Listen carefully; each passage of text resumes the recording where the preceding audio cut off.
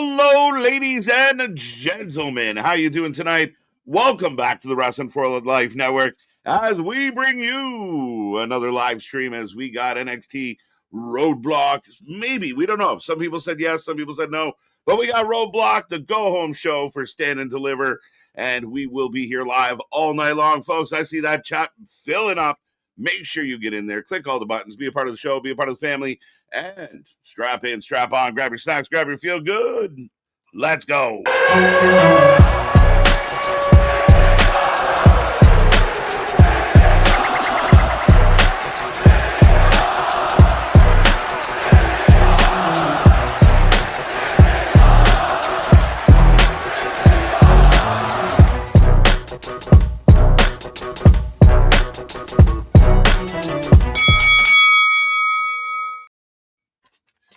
Ding, ding, ding. We are live and back at it again, folks. Welcome back to the Wrestling for Life Network. Welcome to another live stream. Welcome to the channel that watches more live wrestling than anybody else out there. Happy to be back at it again. It's going to be a fun one tonight. Like I said, it's Roadblock. It's in New York. It's in MSG. It's the go-home show for Stand and Deliver tonight. Me and that pretty face got you for the next couple hours. So make sure you get in that chat. Click all the buttons. Be a part of the show. Be a part of the family. I see everyone getting ready to go. We will say hello in a minute. But if you don't know who we are, I'm Mr. Everynight KJ White, the Iron Man of YouTube. That is Big Nick. Ladies and gentlemen, boys and girls, children of all ages, the Wrestling for Life Network proudly brings to you its tag stream champions of the world, the Every Night Delight, KJ White. I am Big Nick. And yes, it is officially Roadblock because Wikipedia even says so. So it is officially Roadblock. Official. But it's weird that they're doing this, the big MSG show, as their go-home show before Stand and Deliver. Yeah, it was really surprising. Like, I mean, just the way the calendar worked out, I guess. I mean, you have a pretty big show here tonight with Roadblock, and then just less than a week later, on the weekend, we will be here live for Stand and Deliver, their biggest show of the year. So, I mean, again, this is going to be a little different opposed to, this is a part of the build. So a lot of tonight's going to build towards Saturday. So, yeah. Yeah, well, they've already been building a little bit towards Saturday. Earlier today, I saw that Soul and Zarya were getting into it at the hot dog cart out there on the streets of New York. So they're still setting up, and they're doing, I like that they're doing the kayfabe stuff even outside. They're doing it off air, off the show, so the fans waiting in line catch it. 150%. Yeah, interesting. But with all that being said, it should be fun, folks. Tonight we are heading into a lot of action. Again, I see this chat rolling. But, yeah, I mean, wrestling news is, out there doing its thing as always. But a lot of buzz coming out of last night as well, Nick. Things are good, ready to roll. That's how you know last night was a good show, because Twitter was just a blaze of all your typical defenders instantly like clocking into work of how can we, we don't watch the show, but we go segment by segment and we know every moment and every minute of what happened. And we will tear it all down. You had fun. Let me piss all over your cornflakes for you.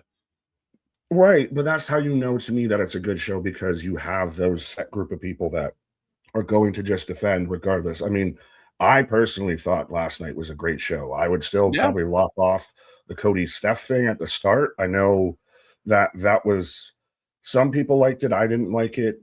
Some people were saying it might be a soft relaunch for bringing back Vince, because he was kind of name dropped. That. Yeah, and they didn't really name drop him. They just referred to him. But I can't imagine a world where Vince walks back down that aisle. I saw a couple of people talking about it today. I saw one guy raging as if it had happened, like raging over this, hypothetical. Because they alluded to him. I've seen someone sit there and say, could Vince be the one that Randy's talking to on the phone? Could you imagine? I mean, I think that's a hard pivot. Let me explain this to everyone who has a pair of ears out there. If you can hear my voice, listen very, very, very carefully. TKO is not going anywhere near Vinny. They won't do it. They can't do it. There's too many things going on. Is there a world, let's say, if he somehow got cleared of all his bullshit and he was squeaky clean and he still felt a little chipper, that they could talk about it then? For sure. There's too many things pending. And you run the risk of, when you allow something like this to go on or get involved with it, it looks bad on you. You had advertisers before threaten to pull the plug. They'll do it again. This is not a thing. This is just make believe. This isn't the movies. Shit is real on this one. Perception is 9/10 of the law. That's what it is. Of even if Vince somehow is completely exonerated, he's Ted DiBiase Jr. out of this whole situation. Right. There's no way that they're going to get anywhere near him just based on public perception events. At this point, it's gone. Go off into the sunset, old man. And I mean, again, like, there's a small percentage if he was cleared of all of it, and then he'd walk back through the doors, and you'd have to put him on screen, but he's so old and decrepit, and I don't fucking know, my guy. I mean, it's a lot to take in, but the people out there are already kind of like, see, look, of course. It hasn't happened. No, but let's talk about what's going to happen. The young, hot, fresh, the hip new product on the block out there with Roadblock of NXT, and the top 3 from last night of Geekbox, Spaz, and Jose. So Geekbox, 2 weeks in a row, 2 shows in a row, 2 shows in a row. Right. There, he's on a hot streak. He's on fire from downtown. Spaz, you don't let him take that from you, buddy. You get in there. Right. But speaking of getting in there, let's get in there with the chat. Again, pause on that. But Zach, International Taco Day. And I had taco bowls, homemade taco bowls for dinner. Let's go. There you go. So see, you just be knowing. Are you sure you're not Zach? I'm not. This man just be commenting on what he's having for lunch that day, right? While he's setting up the stream. You know, I check in early because Zach shows up early. I'm like, taco day. I'm going to make taco. He keeps me going. He inspires it all. There you go. But Mr. Stormy on March 31st, 1958, Chuck Berry released Johnny Be Good. Johnny, hey Chuck, it's your cousin Marv. Let's go. That's jokes. But KJ reminding everybody, hit those reaction buttons, hit that like, hit the bell notification, all of that. It's free. It costs you nothing. We're not out here gouging your pockets like TKO or anything, but it does nothing but help the algorithm. Right. Eric, hey, Wrestle for Life buddies. Can't wait for tonight. Go home shoe for Stand and Deliver. Well, you're standing on that shoe, and we might see some TNA talent tonight outside of Santana hyping up Rebellion next weekend. Yeah, you never know. I mean, the crossover's still there. You're heading into Stand and Deliver. It's advantageous for TNA to have their talent involved in Stand and Deliver if they are. So I'm all for it. It's good. This relationship's been good. So, yeah, maybe a couple other names pop up. I don't know who, but there's a lot going on. Well, you were probably going to see Ariana Grace tonight because the Birthright's in a tag match to determine the number 1 contender. So maybe you get a Danny Luna, a Xia Li, or anybody, an Indy Hartwell that runs in and jumps, the current TNA Knockouts Women's Champion. 100%. It's possible. The crossover's still there. Not as prevalent as it once was, but I like the fact that it's ebbing and flowing and it's not just constantly thrown at you. But I mean, at the end of the day, let's see what happens tonight. But we're definitely going to get Santana on the show. Which is a cool moment for Mike Santana in MSG. 100%. I mean, it's going to be huge for him. Like, it's going to be a good moment. That's an epic moment. Like, a nice coming home. Yeah, it's huge. Now, you want to talk about contract tampering. Is WWE just heavily waiting for this man to become a free agent? And, hey, Mike, can we talk to you? Can we talk to you for a minute? Can I get your number? I think so. I mean, we've seen this pattern play out before where, they just find a reason for certain people to show up. And Mike's a great talent. We've seen what he's done. His whole kind of rebuilding himself after leaving AEW. It's been phenomenal. What a run he's had. So I'm happy for it, Nick. I think he's a great guy. I want to see good things for him. So, yeah, I could fully expect him to be the next one to kind of cross the line. Yeah, pun intended. But Clay, what up? I see you. Kevin, Damian, Dennis, Yoshi Aoli. That's a clever ass name. Wow, Mr. Feeney is still alive. Good for him. Happy birthday, Kit. He was also the voice of Kit in Knight Rider. Knight Rider, he was, yeah. 99, I think. Is that what was going around today? He turned 99 today? I didn't know. I didn't hear none of this news. So Yeah. there we go. Mr. Feeney's 99. Soffit, what up? Nair, hey, wrestling friends. Ken, wow, NXT is coming here to Buffalo on May 15th. Bradley, we heard him. I thought I saw tickets going from 25 to 165. Not bad, Okay. not bad for NXT. Not bad at all. Mega, what up? Dari, Benny, happy Trans Day of Visibility. Yes, shout out to all the they, thems, everything like that. Of very much, we didn't want everybody to enjoy the wrestling. Doesn't matter what you got going on. 150%. This is something near and dear to my heart for a lot of reasons. But no, a huge shout out Visibility Day. And yeah, again, the world just needs love. We spend too much time worrying about the things that make us different and keep us apart. And I know that sounds a little soapboxy and kumbaya, but yeah, you can hashtag that one, MDB. But yeah, I mean, nothing but love to everyone out there. Respect each other, love each other. Shit's blowing up left, right, and center. Let's just have a good day and let everyone else have a good day. And that's all I got to say about that. You don't like it, shut the fuck up. Exactly. Love is all you need. Mega, what up? Jose, if y'all watch the most live wrestling, who watched the most tape wrestling? Probably OSW Review or Deadlock. Good review channels out there. Most live? Yeah, probably. I mean, that's a good question. Well, I always like throwing on every now and then that people that'll go back and review like the old shows, like all the old SmackDowns. Like there's the one channel that's reliving the war and goes back through the Raws and Nitros throughout the whole Monday Night War. Love it. I mean, it's fun to look back and watch some of those old shows. Netflix has been great for that. And Jose, stay tuned. You never know. We might be on that vibe at one point. There you go. If we can ever get time from the live wrestling. Right. The hot dog cart. That's not holla. Holla if you hear me. Holla, holla, holla. I mean, you can get a halal hot dog. Well, there you go. I know nothing about that, so I got you. Sean Reed, what up? I still believe NXT every Tuesday is consistently top 2 weekly show in 2026 of all brands and promotions. In my opinion, smash that like button. Let's go. Hit the buttons, folks. Samuel at the Glizzy cart. Don't call it that. That sounds terrible. Especially with two ladies fighting in front of it. Right. But we are 13 seconds away, Mr. Nick. James Paul, 1996, Brendan out there on Twitch. TJ, I see you. OG Dale. This list is long. Do you see any big names that I missed or anything like that? Sorry, I'm still trying to get to the bottom. Samuel, Damien, the leader of the Hopium tribe, MDB, we got you. Paul, Roman, Mega, let's go. Ken, Sam said your name. Kevin, always a pleasure.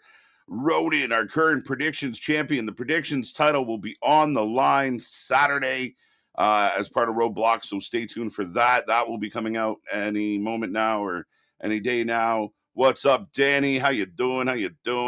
444 is back with us. Dun, dun, dun.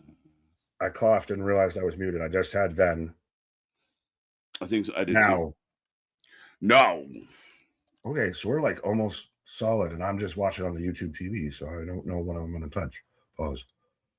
Forever? Forever. So like a hair. Tap, tap. Yeah. A little dab, dab. Nacho chip. Give it back. We are together? Yes. There we go, folks. We are synced up. You can sync up with us at home as well as I'm getting the overhead shot of New York City right now. Yes. New York City dreams. Let's go. We are in the Big Apple, folks. Getting ready for this. I no longer can look at video packages in New York City without hearing Alicia Keys. New York. Concrete jungle where dreams are made of. Well, what? We get the crowd shot. Oh, that's crowd, though. Now, I don't want to play ticket counter or head counter or anything like that, but this show compared to your regular Dynamites or anything like that, I don't think AW's doing too many MSG shows. Not like they would, but you know what I mean. Yeah, no, I mean it's again the constant conversation of what the competition is, who's competing with what. As look, this is why I love Tuesdays. Out the gate, more yum yums per capita than any other night of the week. I mean, HBK was the heartbreak kid. He's just a sexy boy.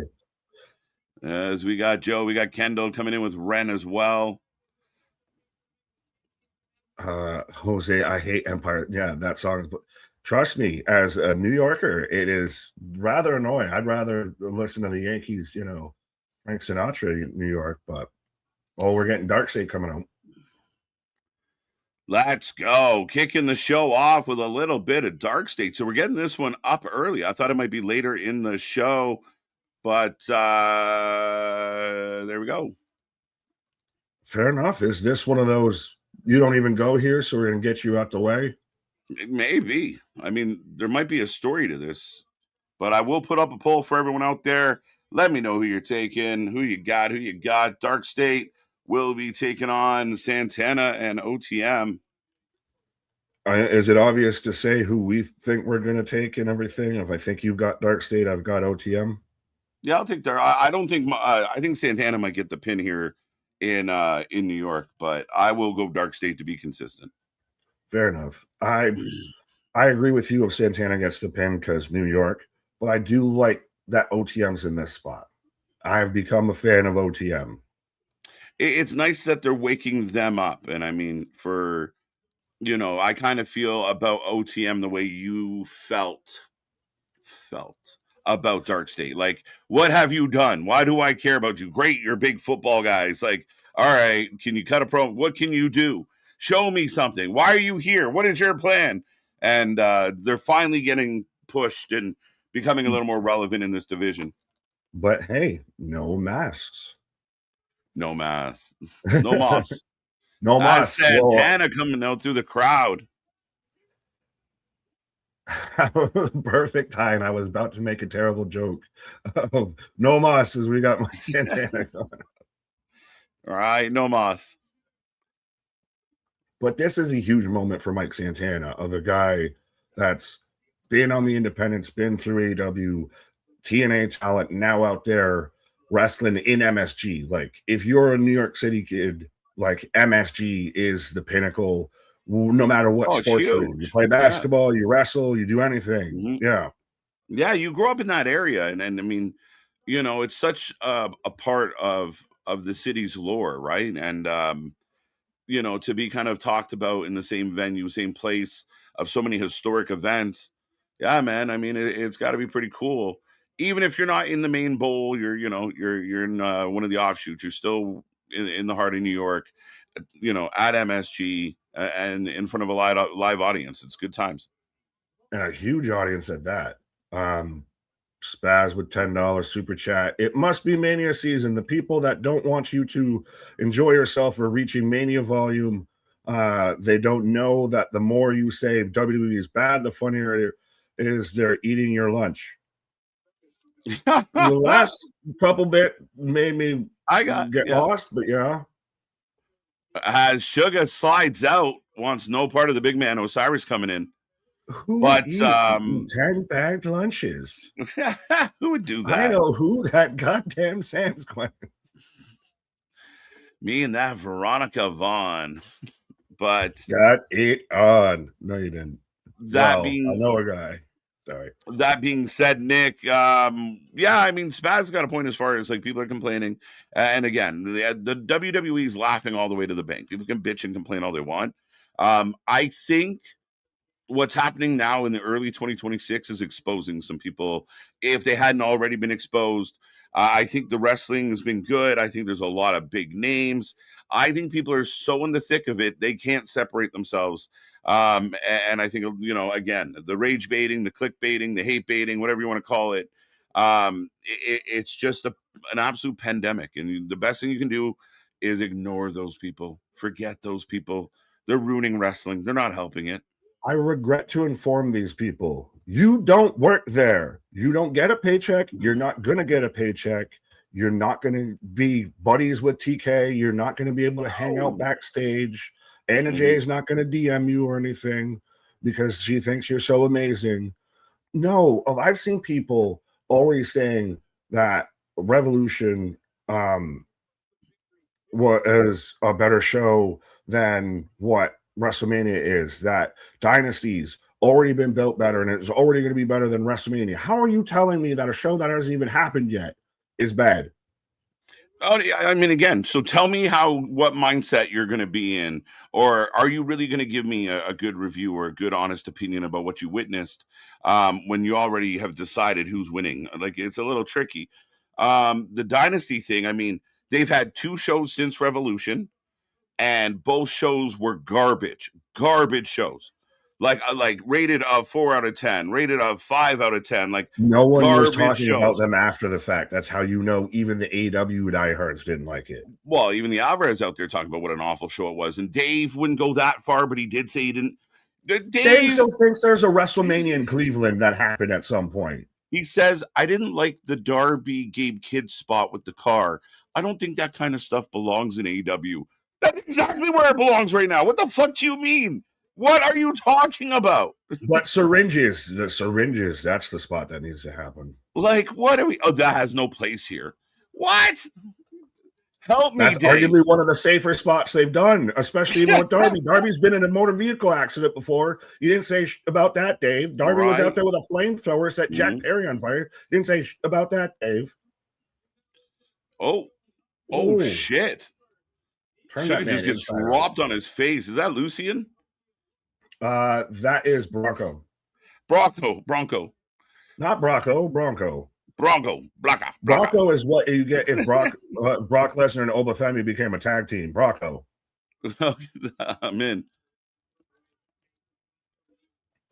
Well, I will say this though, quickly on running that back real quick about the WrestleMania thing. There's not many people, and maybe a couple, but I haven't seen many, Nick, foo in the whole Oba Brock thing. I think even the haters know I'm going to look really dumb if I go after this. It is so big and it's felt so strong. Not many people shitting on it. It's kind of like disliking the movie Sinners, respectfully, now, especially after the Oscars and everything. Like, you just look like an asshole at that point because you have people that honestly are thinking that that should be the main event of a night of WrestleMania. I know I have to say night, but that the worst thing that they can say about it is that Triple H had to get involved. And even then, the man was there for 10 seconds, and it's the way that you keep these guys from constantly having that physical interaction. They've been unhinged. There's been 2 interactions. Pierce didn't do it. And to me, that's just like the fans are so fixated on, oh, look, it's Triple H. Instead of understanding, no, that's the boss. That's that guy's boss. Like, next thing we'll send out Nick Khan to try and break these 2 monsters up. Like, everybody's coming out to try and stop these guys. That's how epic this is.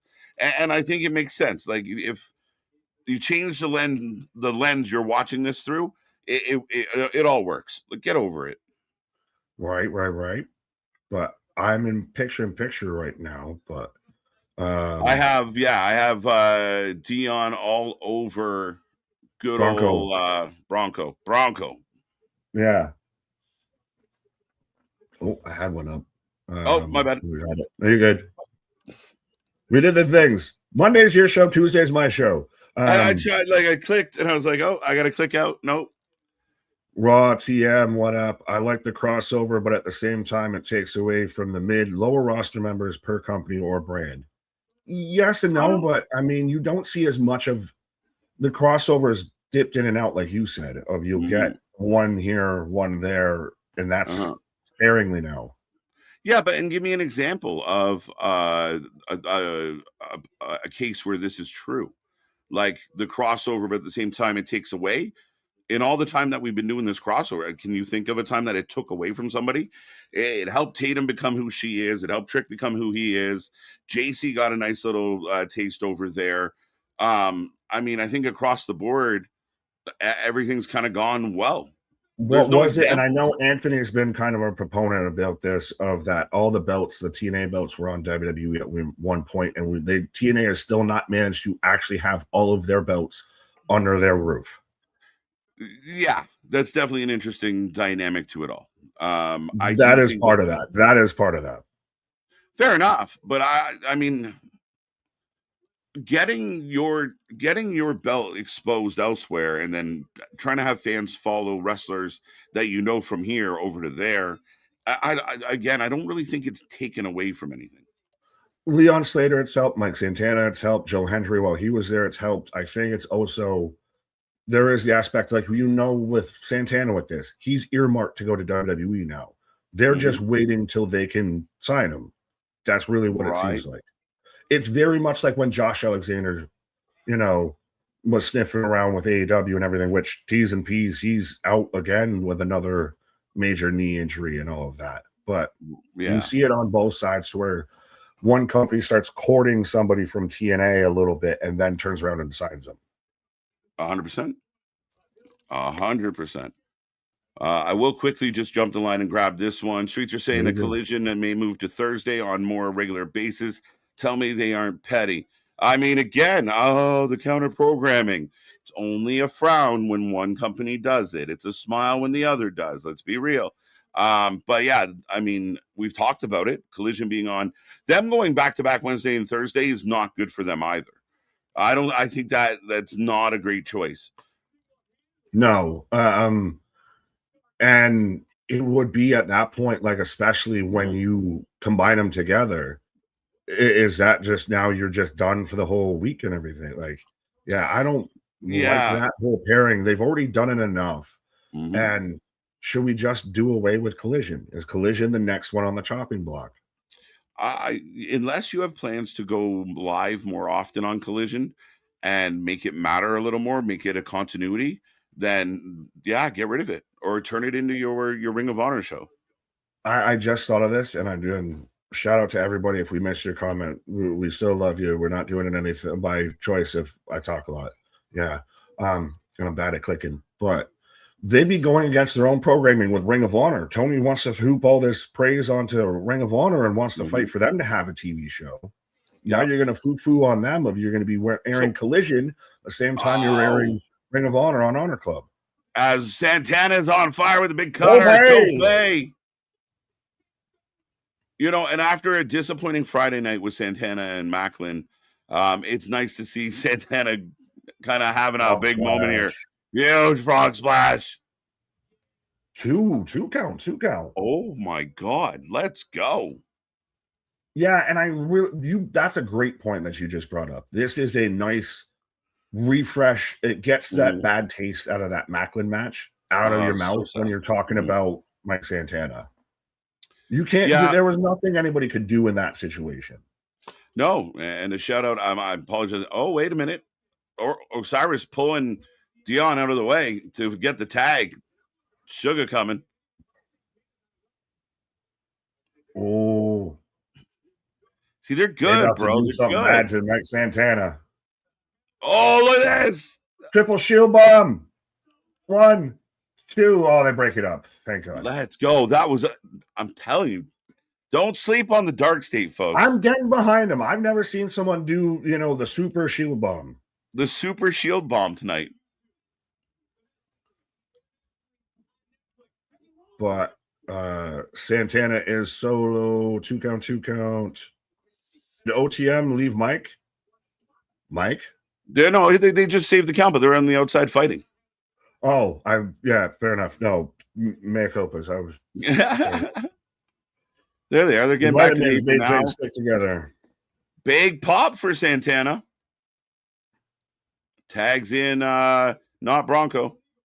Santana got to keep moving on with his plan, so it's a good idea to smash him over strong, remind everybody what he's about. Yeah. For sure. Oh, Santana! Meltzer, get out your stars, bro. This is a banger. That's a killer move. Sugar. Dark State. That's a good shot. Another L. They're pissing me off with these L's. But that's a cool double team finisher. And you get the shot of Lucian. Sorry, I had to remember for a second. Eyeing down Lennox and both just mean mugging each other. Like Dark State and OTM are not done, but Mike Santana is the guest, and we treat our guests nice. Yeah. Santana was the star of the match. Yeah. Couple big topes. A big pop from the crowd. That finisher is ridiculous. The big frog splash, you thought the match was over, and he gets the 2 count. So he did. Right? He helped get over Dark State of they still had a 3-on-1 and almost beat him. Mm-hmm. Plus, OTM needs these moments, right? Like OTM, you're hoping, they do well. Now, I think it's Lucian who's limping. Did he go put his bandana back on, or did it stay on the whole match? Oh, Bronco? Yeah, no, Bronco stayed on the whole time. Yeah, it went Bronco, Santana, Lucian. We got Miles Bourne. Yeah, the Bourne identity. But again, is Dark State established enough to you that they're bringing up OTM versus being dragged down with OTM? Yeah, I think they're bringing them up, and I think OTM's had a chance to show off a little. We still don't know a lot about them. I'm like, Santana should take him over to fucking TNA with him. Like that unit's good. All 3 guys. Let's go. New LAX, kind of? Right. Could you do an LAX gimmick in 2026? Ugh, that's an icy one. Yeah. It's yeah, I mean, I think anything can be done. You need 2 things if you're gonna do anything like that. Is you gotta have the confidence to stand behind it, and you gotta toe the line. Right. Well, speaking of a man who never toes the line, he dives full frontal in. My burner stars. Meltzer's too busy talking about a mania that let in 25,000 people in for free in Cleveland that didn't happen. Did you hear this? I had Dave not. out to lunch, the wrestling historian out there. Again, historian and journalist, 2 words that need to be taken in consideration here. He was talking about WrestleMania that happened in Cleveland to where they inflated the numbers because they let in 25,000 people for free because this was all around the ticket sales for the current WrestleMania. Although they'll fluff the numbers however they need to. Bro, didn't somebody already get caught fluffing numbers? And then, it was bad math. And thank you, Dave. One, where did you find 25,000 people? Were you just walking down the street? It's a lot of people to corral. That all had that weekend free. That day, at least. Like, what the fuck are we talking about? If you can bring me a source of anybody out there that said this or can verify this, that it's not Dave Meltzer, I'm all ears. Well, fair enough. And yeah, I'm getting a Johnny Wrestling video package. Mm-hmm. Yeah, he's sitting down with Miles, telling him basically, if I find the old me, you're done. Is this works though with Johnny being in, NXT? He's not going to survive on the main roster. He was barely doing it as a tag team with Ciampa. He can be the vet that just stays in NXT. 100%. I think this is a better fit. He gets to be the veteran guy. He can get great matches out of the young talent. And him winning a title here or there, making a young guy chase is not a bad idea. Now, Johnny kind of talking about being the old him. I still feel like he's on borrowed time. Like he's just counting them. I think he might go. But is that his way out? Is his way out the door that way? Yeah, right. You go stop down there. You go hang out there until your contract's up. You go do a make good, and while you're on your way out, help these group get over. Well, here becomes my question, though. I mean, outside of the obvious money and the pay increase, you just saw your best friend go to AEW and get buried and go missing. Does that scare you at all, or are you just like, fuck it, I'll take the check and hang out with my best buddy all the time? Because we're waiting until he gets over there, so then we can do DIY as a tag team, and then we can get DIY versus FTR versus the Young Bucks, and we can just have an indie wet dream match. I guess so. That's what it seems like to me of what they would be doing. If they are going to keep, I think either way, Johnny's doing some time in NXT. He's not just here for a one-off. No. If you're right, and that he's just, this is your last stop out of Dodge of, hey, can you at least go down here and maybe put over Miles, maybe do something here and pop a number for Stand and Deliver. And then when we come out of this, we'll let you go. We already know we're not going to keep you. We'll let Candice go at the same time. Because if Johnny goes, Candice has got to be gone too, right? You would imagine their contracts are around the same, and it would be similar to like Scarlett and Cross. But I think that you do run into, Yeah, I mean, even if Johnny is staying, say, he's going to work till he's kind of done and he stays, he wants a backstage role or something. Yeah, I mean, him down here is still not a bad idea. Like he was doing nothing on the main roster. Putting him down here gives him something to do. It's, it feels a little fresher for him right now. I love, and this is how much of a tag team we are. I made your point, you made my point. Fully. Facts. Let's go. Who's BR? My bad. Birthright. Birthright is taking on is taking on the Grandes. I don't know why BR. Who's BH? Right? Who's B Arthur? Well, it just made me think of Hank Hill. Oh, I'm gonna call him Good Hank. Well, he didn't burn my steak, did he? BH. Melts don't know sod all. Well, and even then too, when did a WrestleMania happen in Cleveland that everybody else forgot about except for Dave? Did he honestly? He didn't say that. There's no way. Yes, he did. Yes, he did. I heard it with my own ears. This man sat there talking about, he again just says anything. He lies so much and just says bullshit so much now. He doesn't even realize he's doing it anymore. He's become a pathological liar. That's funny. I Googled WrestleMania Cleveland, and one of the first things that came up is Dave saying, remember that imaginary Cleveland WrestleMania where they papered 25,000 freebies? That is crazy. But here's the fucked part, and this is why Dave is so detrimental, is there is a collection of people that believe that garbage. That believe that will say, yep, that happened. Yep, that happened. See, Dave said it, so it happened. Right? What is he going to do? Come back tomorrow or the next day? Oh, it was an April Fool's early because I'm also an idiot. Like, what are we doing? Like, what are we doing, Dave? No, where are we going? That goes under the rug. That's the thing, is with these journalists, they can be wrong 99.9% of the time. It's worse than a meteorologist. They can be wrong 99.9% of the time. They get one thing right, and they will hold that over everybody's fucking head till the end of time. Yeah. We get more shit right just actually watching the shows live every night than any of these journalists do.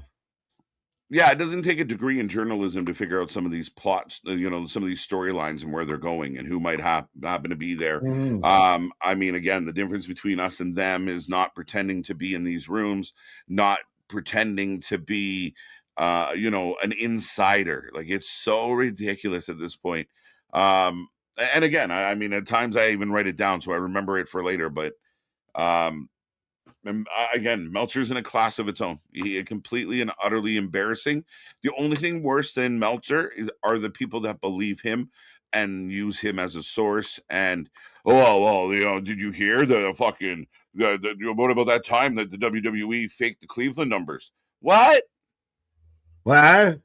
That's up there with Shibata with the brain transplant and everything. But aren't the headlines just Cliff's notes?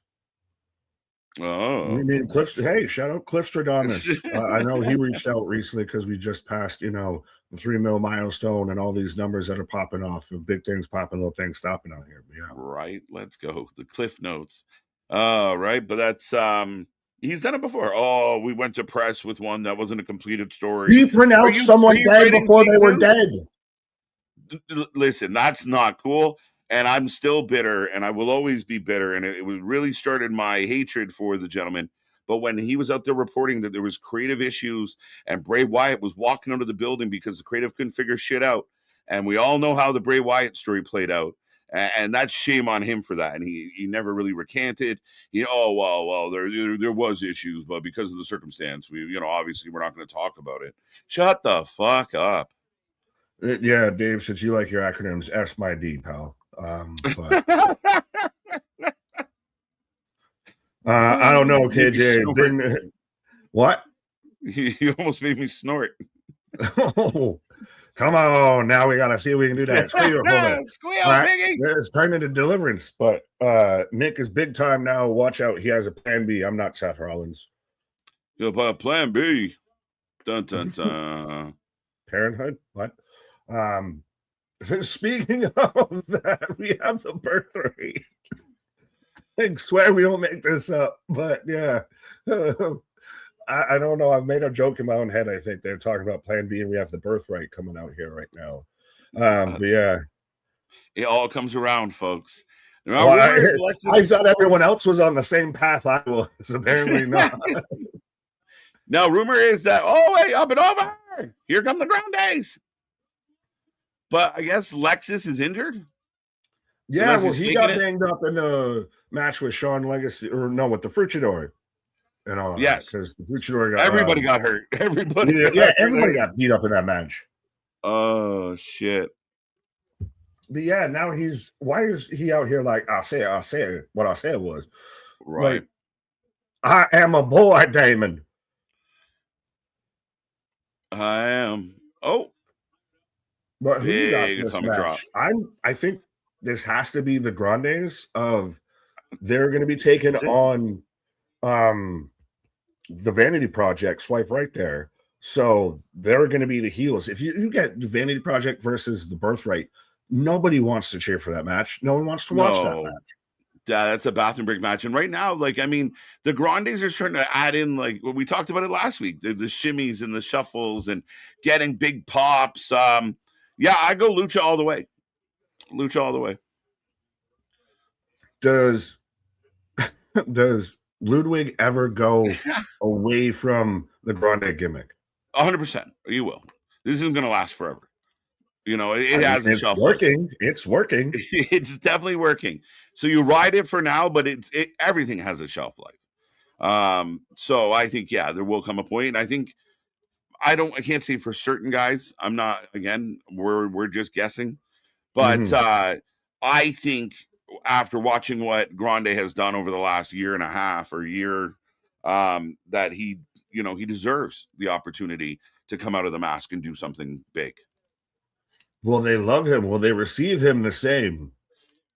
Yeah, it might be his AAA turn. He turns heel in AAA and turns babyface in the WWE all at the same time. No, it'll be the reverse of that because he's babyface in WWE. It's starting to feel like, and he's heel over there. He's babyface. Yeah, but no, he's becoming like MDB even says. The Grande's had a bit of Olay. Sorry, the Bravo just punted. Like drop kick, he went flying. See, fun spot. Oh, but shit. That's the thing, is that's what I'm saying. They're baby faces both ways now at this point. Yeah. Chad Gable, just give up being Grande anymore. Just go back to swole ass Gable. Be the fucking Wolverine, my guy. Because they started booing him. Let Ludwig stay Grande. It's working. Right? Yeah, Ludwig went to Mexico and used the whole thing of like, unlike other Robin Hoods, I have a British accent. It was like that kind of. I actually speak Spanish. Like, oh, good. Right. The other guy uses AI. That's what made the initial Grande kind of work and everything. Mm-hmm. Yeah, Chad. Just go let Chad, like, unmask Chad. We know Chad gets mad. You have a little feud. I would like to see Chad kind of do some solid shit. Like, really let him go and have some fucking 5-star matches. Get rid of the mask. Just let him be a workhorse. Let him go mid-card championship, open challenge division. Mm-hmm. Yeah, fuck with, be a heel if you want. You can. Fuck with guys like Penta, Dragon Lee. They'll get Bring amazing the Creeds matches back together. Go do that shit again. You could. The Creeds have been MIA. Right. Well, they're going to Bloodsport, though. So is Natty versus Shayna. That's been the big match that everybody's been advertising. Yeah. So it has absolutely nothing to do with taking notes while sitting on a cliff. Duly noted. Well, if it was Dave Meltzer, we'd push him off.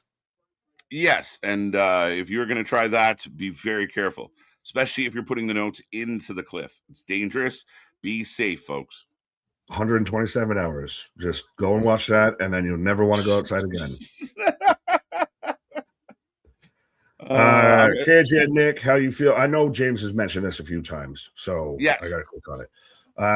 KJ and Nick, how do you feel about Voldemort, he who shall not be named Junior, as the new member of the Callis family?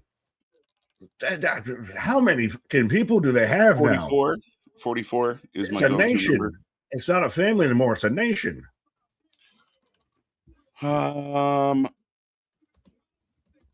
Yeah. Okay. So why? Like, I mean, again, this guy's such a big deal. And this guy's such a big deal that Rocky Romero announced it online. Amazing. He's 45. Okay, so the youth movement running wild in CMLL and Right. AEW. Valador Comanche from Colombia, Comanche. trained by Super Parka. Again, The grandfather of Love Parker, Super Parker. listen, if you get word like, hey, we want to bring you in AEW and we're going to put you with the Cows family, it's a death kiss. Like, it's over. You're done before you even get going. Ask Alexander. Ask Clone. Ask Wardlow.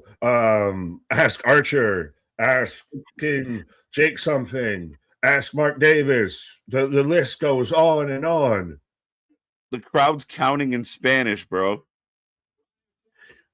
They're just Duolingo. Are they just Dora the Explorer in wrestling?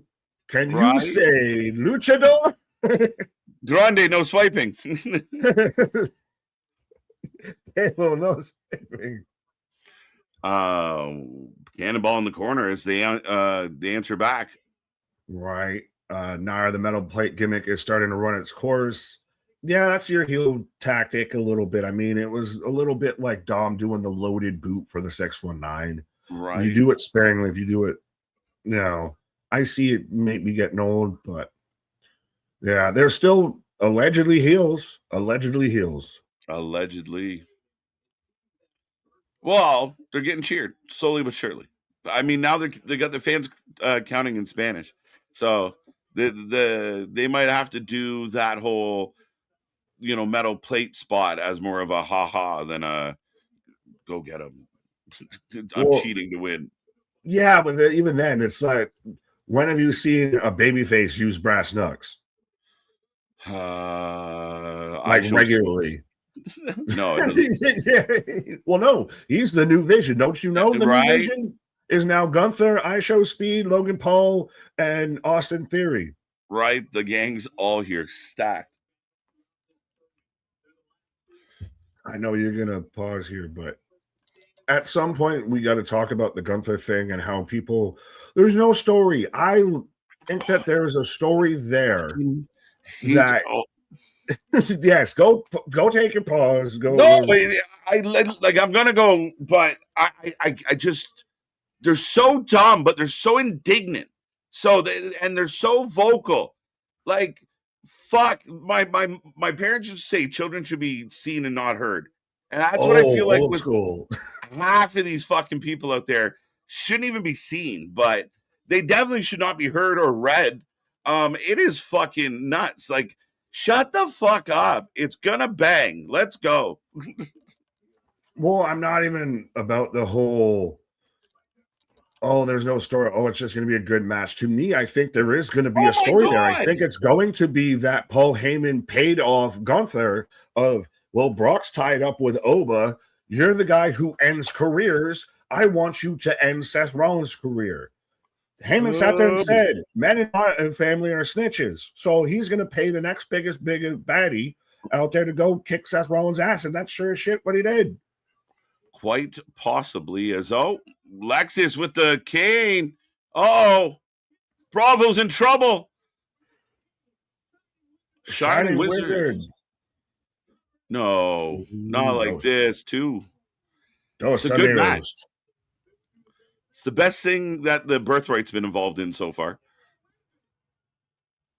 Shiloh. Oh, he chaired the cane. Shiloh was a man out of time a little bit. Like, if he was around during the Swamp Wyatts, he would have fit in perfectly. Right. Oh, Reyes. Rio. Rio? Reyes. I call him Reyes. Well, it's Spanish for red ass. There you go. But James bring it up speaking of red asses, pause of your whole line of children should be seen and not heard. What are you, the fucking Crunchable from Madeline? Right? Classic. Matilda. I can yell that. I didn't tell you to speak in that building. Oh shit. Whoa. Boston. Now I want your eyes closed. 2 chops to the throat. Boston. When it comes to Gunther and Rollins thing, there was a lot of injuries, and that led them to this last resort. So it just makes the build for it up until Mania Week cool. Yeah, I think they'll find a way around it, and I think. Oh, what the fuck? Whoa! He went shallow on. Time. No way, Peter Avalon. 2 count. Yeah, I mean, it's unfortunate circumstances. Is there a big angle or a big story? No. Is there some past connection? Maybe. But I mean, that's for the fans. And I mean, oh well, where's the build? I mean, come on. You're gonna tell me that? Oh wait, Grande. Now we're gonna do the loaded mask. Hey, take this They're piece of metal. They're both handing each other the fucking loaded bullet. See, that's where it's funny. They both put one in. They traded. That is one of those of like, yeah, they're cheating. Oh, is he eats a super kick into that? But yeah, they're cheating, but still loaded headbutt. But it's funny cheating. Yeah, that's the weirdest line that's ever been said, I think, in recent memory. It's funny cheating. Yeah, it's funny cheating.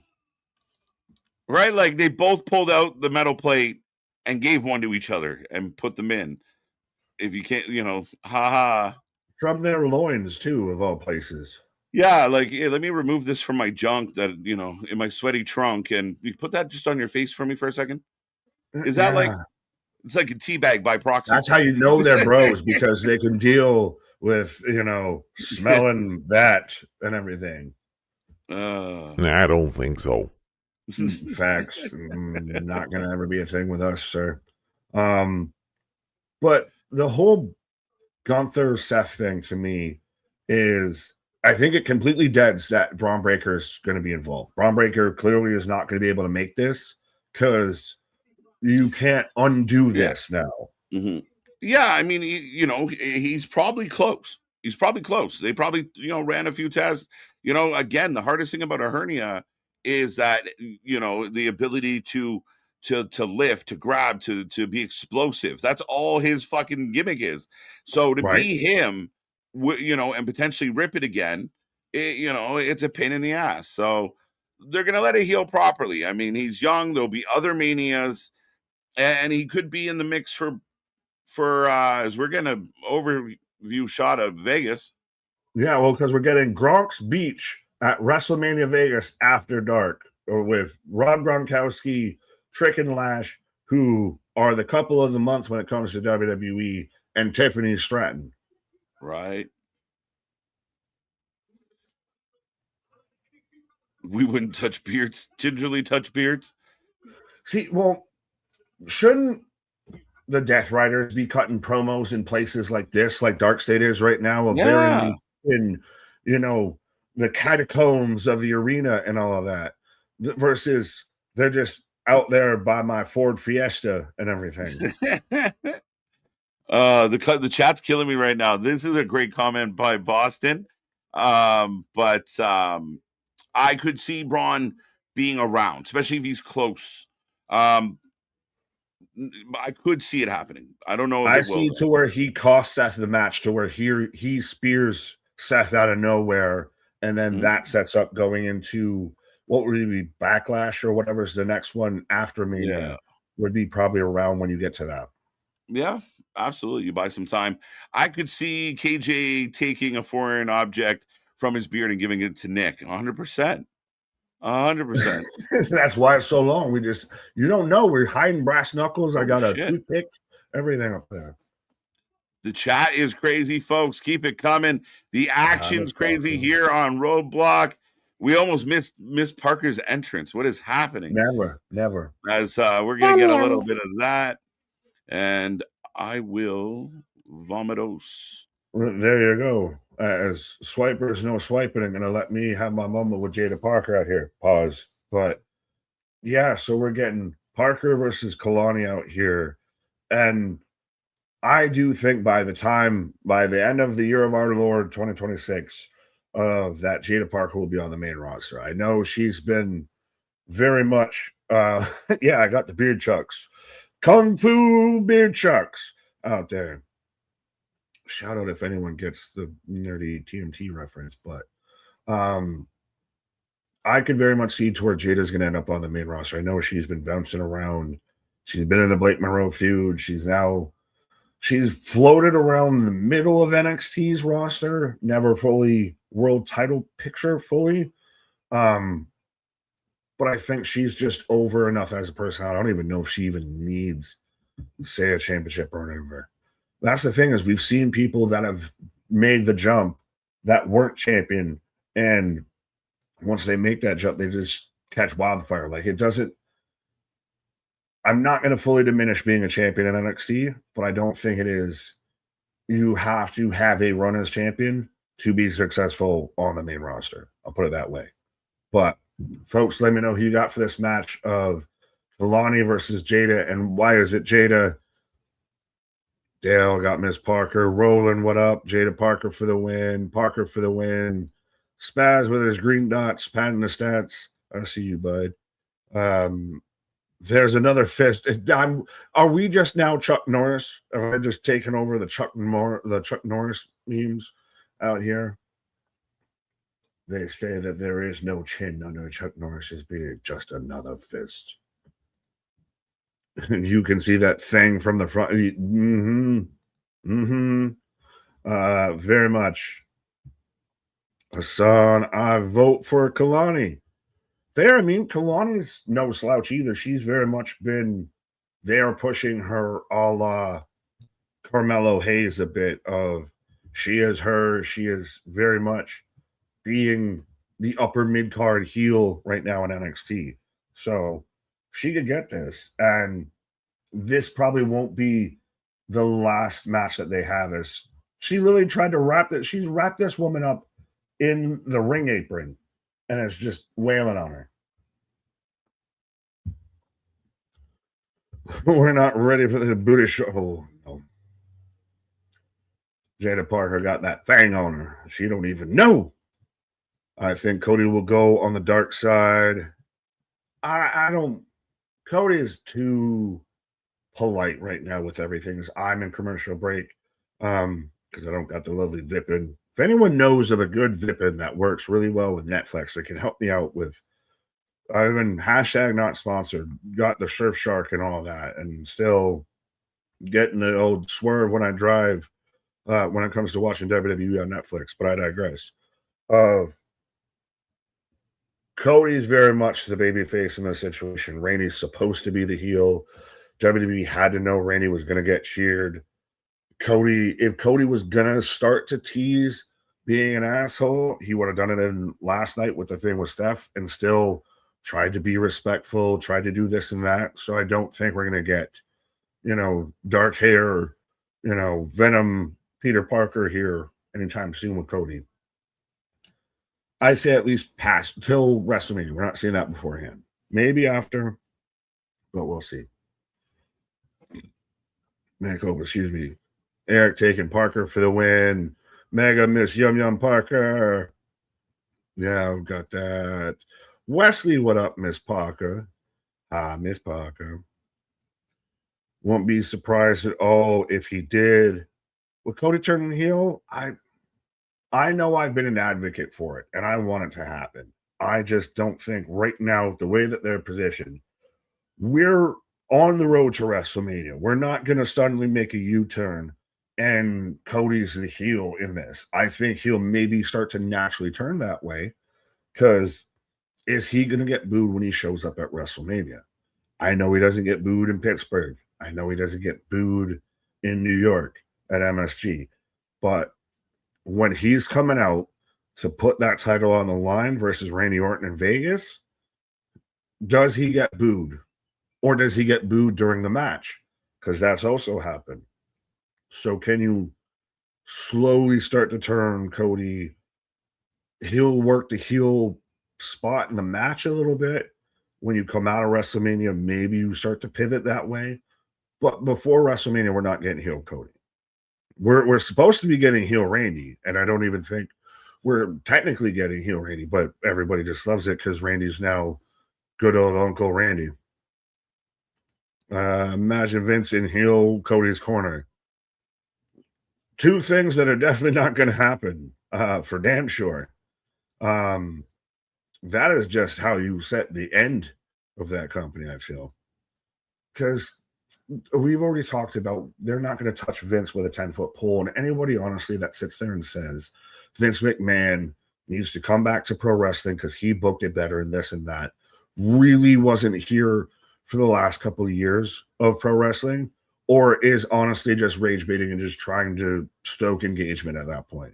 Because there's no one that watched.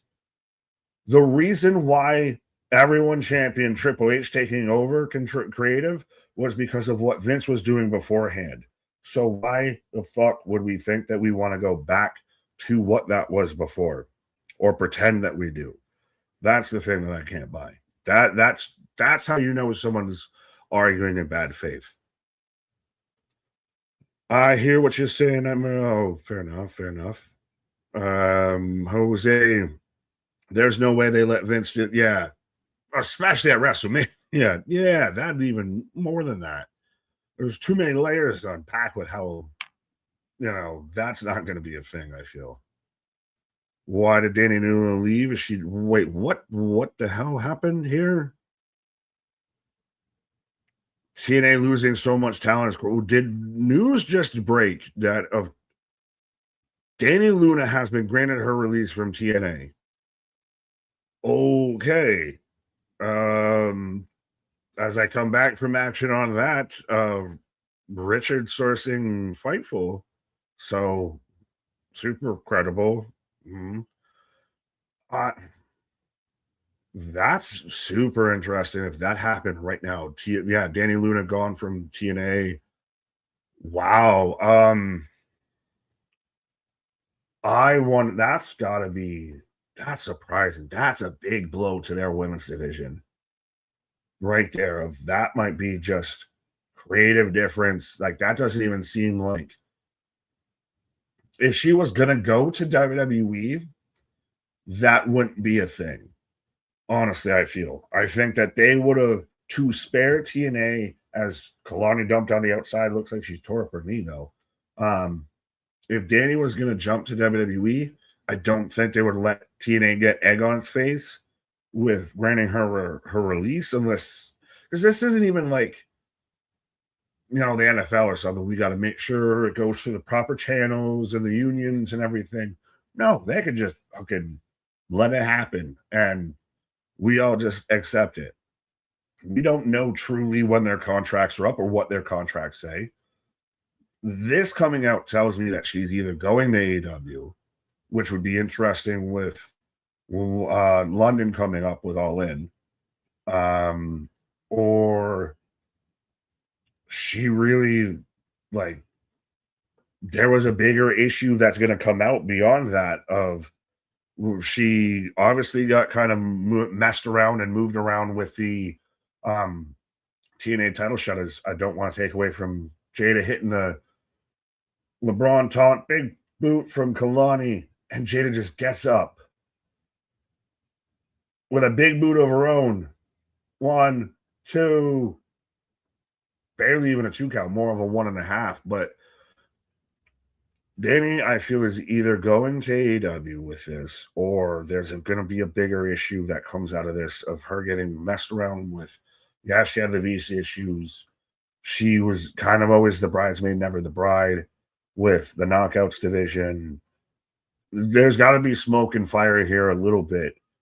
If it's not, in some way, because you just had Stephen Mance walk out of this company. Now you're granting Danny her release. Like, I don't know how to fully make sense of that. Of what are you doing, TNA? Why is that a thing? Like, why is that news that's coming across?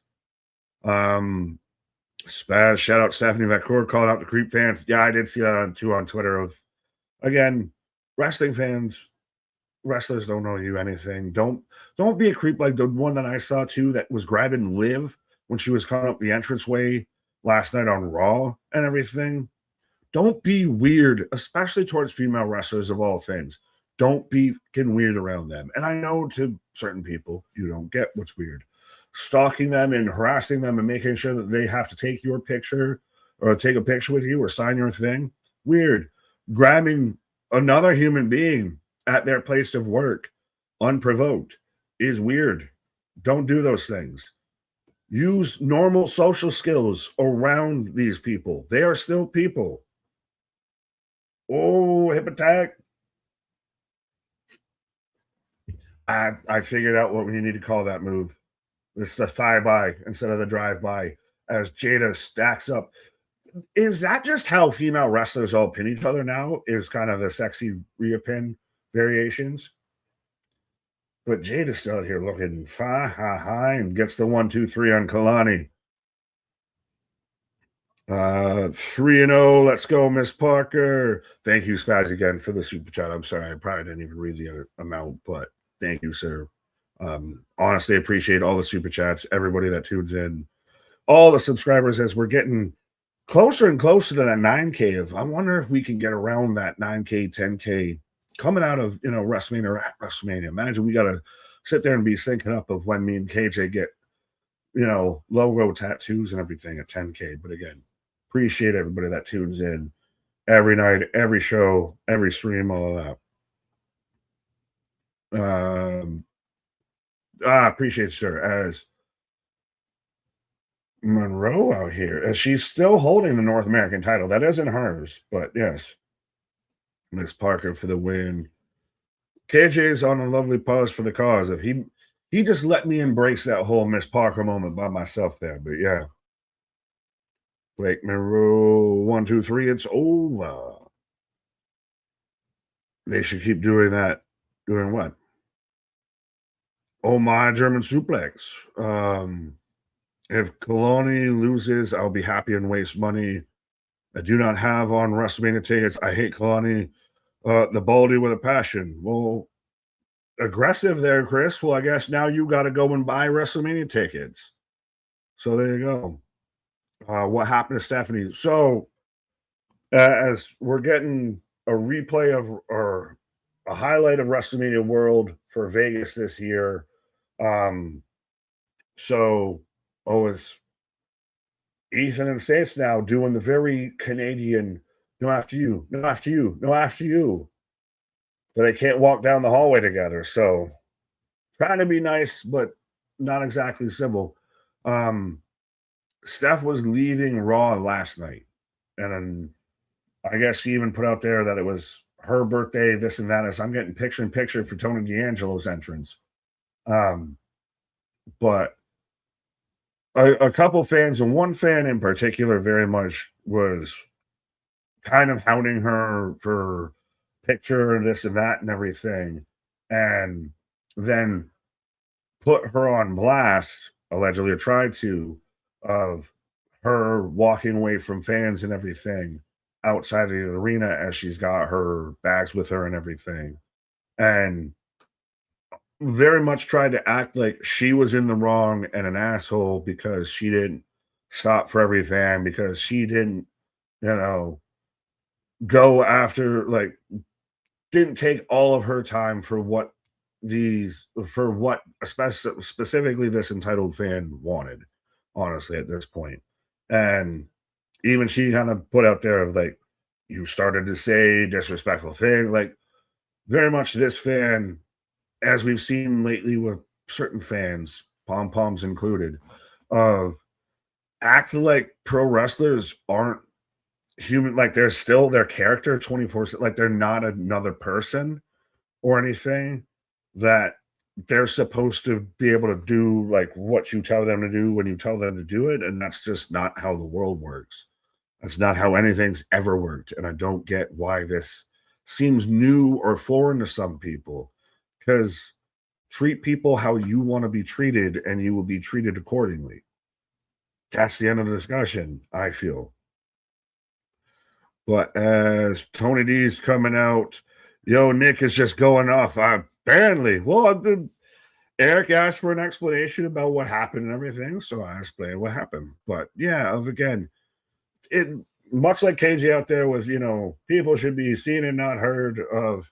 Just treat people how you want to be treated, and you'll be treated accordingly. I love you, Nick, but I tuned halfway out. Oh, thanks. Nick, Lady Frost is a free agent. Well, Frost or free agent. Choose your Canadian complexion. Yeah, speaking of Frosty, let's go. Yeah. We are getting the contract signing now, by the way. Fair enough. Yeah. So we had Tony, and then we had Stacey. And I've got it in picture, but apparently I was going off about be getting his shit off when KJ not around. About did you see this though with the Stephanie Vacour thing? Yeah, a little bits and pieces. The same old story, right? I mean, again, it's just why be weirdos? I mean, why make yourself look stupid? Why make yourself look bad? Treat people, regardless of where you think their status is, as people, as humans.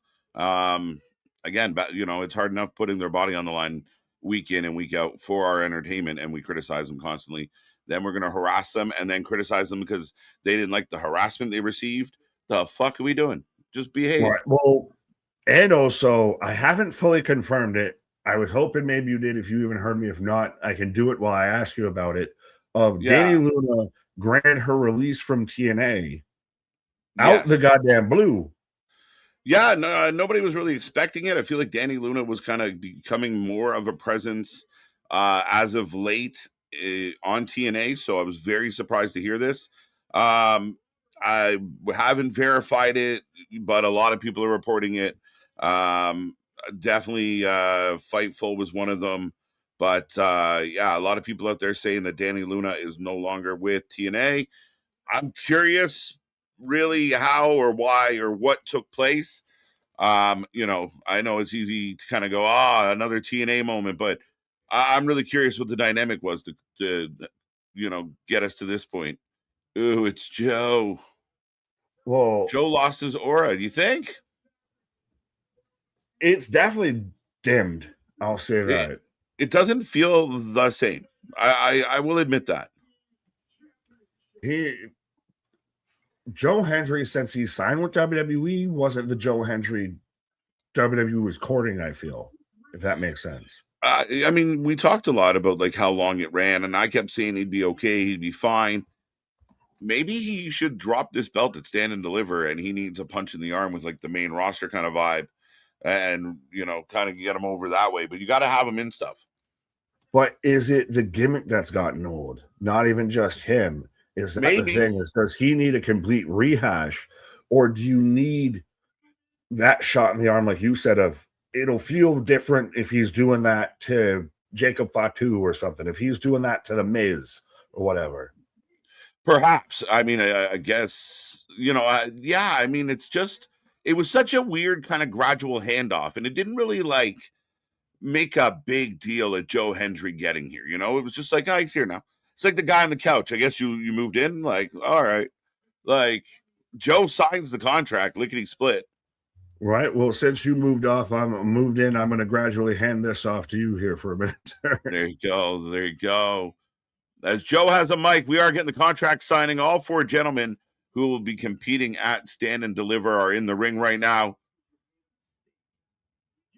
Let's go. He still has his aura, says Damien. Fair enough. Do they finally belt Tessa, Luna, Masha, Kelly gone? You employer, I think if you're hesitating to put the belt on her because of her history, then that should have been considered prior to signing her. Once you made the step to sign her and give her an opportunity to kind of grow and show people she's not the same person, if you're going to bring her in, bring her all the way in, bring her in. Yeah, I think if you have her under contract, do it. We Believe breaks out. So the crowd's kind of behind Joe. I know a little concerns, but Danny requested her release. Probably didn't like her booking. Interesting, sir. Okay. I thought she was getting booked pretty well. Joe, yeah, that's what it is. I was going to say, does he need a new jam? Something else for the crowd to sing along with? He's getting a good pop here in New York, though. Ricky, tell him to shut up. Tony's quiet. I know I joke. Tony D's entrance gives me a little bit of Glacier vibes just because it's blue and foggy. But I think it's a really good entrance, though. The song hits. I know a lot of the entrance songs we've been very critical of. I think Tony D's entrance works. How is NXT getting the worst ratings of all time when Ava left, when it's the worst of all time when Ava was the manager? Getting the worst ratings of all time. I don't know. Is that true? Is that true? I don't know. I don't think she has any correlate. I see where somebody would try and connect that dot, but I don't know if it's a valid argument. I don't know, my guy. Yeah, let's go. Solution. Jose Hendry retaining. KJ and Nick, why do you talk about the lack of time women? You've said this a few times. I do not think the women are lacking time at all, my friend. They're getting plenty of TV time. There's relevant stories. The women's tag team division is the best division. We get them week in and week out. I mean, I feel like this is an attempt, again, to look at a glass half empty and kind of look for the negatives. I got no problem with it. They're trying to get us excited about Rhea and Jade. They want us. They're working right now with Liv and Steph, which I'm excited about. So yeah, overall, I mean, they're getting plenty of time, my friend. Tony's had enough, as the contract is down to him now. Tony says, I used to do these sit downs, a little restaurant. They took my restaurant away, though.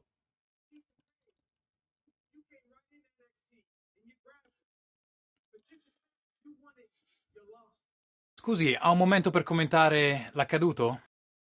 They're translating for me, folks. He needs a remix. I agree. I think MDB and a couple others mentioned he needs to spice it up. I think they got to give him more segments where he is really playing in.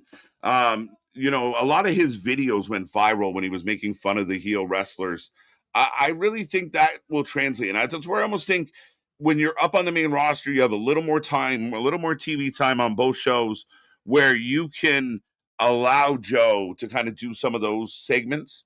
And we're putting out those music videos. They've done well. So, I mean, I got no problem with it, but I think we need to see more of Joe's personality, more of why you wanted Joe. But I think they're wutting Tony a lot. Ironic without Nick here.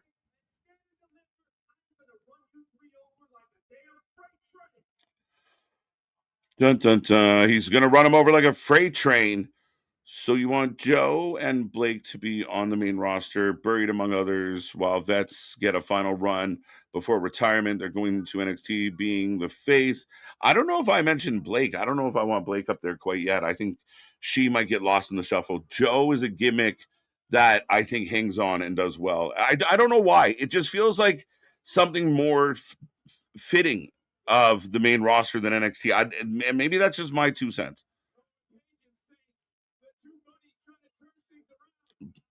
Tony puts Ricky down. Joe goes down. Tony looks at Ethan. Tony throwing. Joe kind of missed the table. I don't know how much it broke. Here comes security. We got chaos, folks. Get in the chat. Let us know how you're feeling. Sweet transition into Jasper Troy. Coming up next, he will be taking on Keanu Carver. Get in that chat. Let me know who you're taking.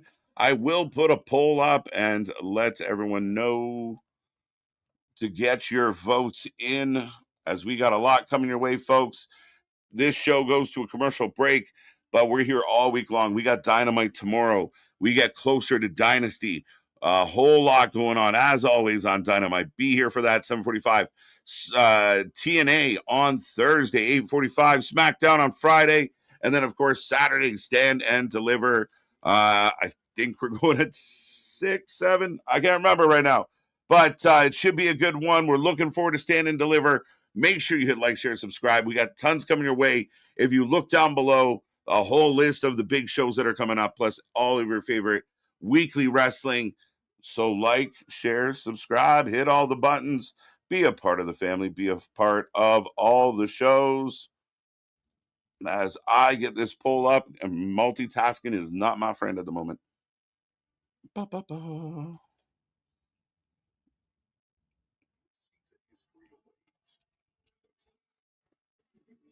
There you go. There you go. Get your votes in. KJ, can you do the AW card tomorrow, please? Yeah, we're on a commercial break. Let me see. Let me see. Yeah, so nicely. And not going to run well off memory here. So I know we got Pac and Osprey. What else have they announced to do?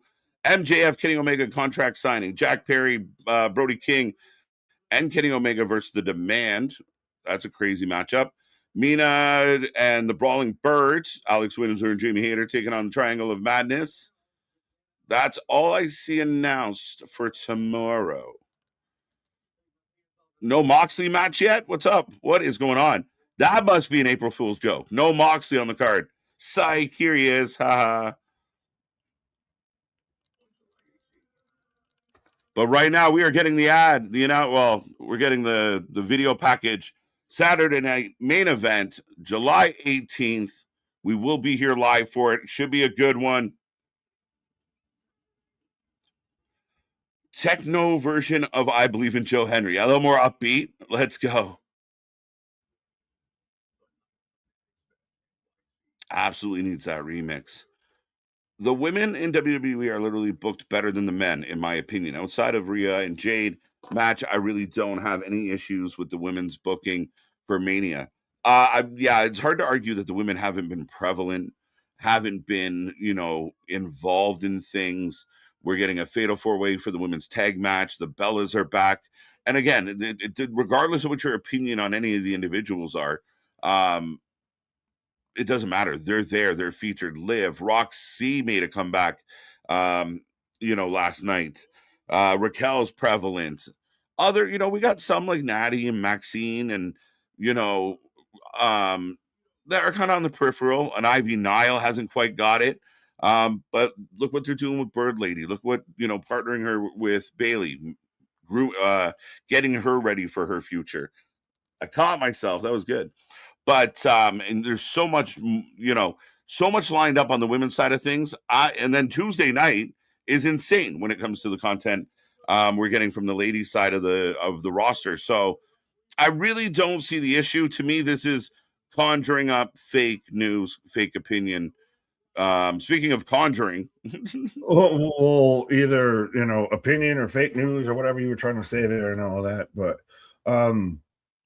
do you think, though, that there's going to be, and we talked about this a little bit after Raw went off the air, after we went off the air and everything, and taking into account who's going to miss WrestleMania. WrestleMania isn't going to be like an AEW pay-per-view to where everybody's got to make the fucking show. Right? Some people are going to be left off the roster, going to be left off the card, and that needs to be a thing. Sorry, not sorry. Who's winning the Andre? On Friday night, they're going to do an Andre. They've announced they're not going to do a women's one. They haven't done a women's one in the past 2 years. Right. Now, correct me if I'm wrong. Did the last couple of years they did one on SmackDown? They did the Andre on SmackDown when they've done it recently. So I don't know if they did one last year. But yeah, valid question. We were worried about Gunther. Now we understand that they were holding Gunther back. They didn't want to throw him in anything because he was, breaking case of emergency. Utility favor. Yeah.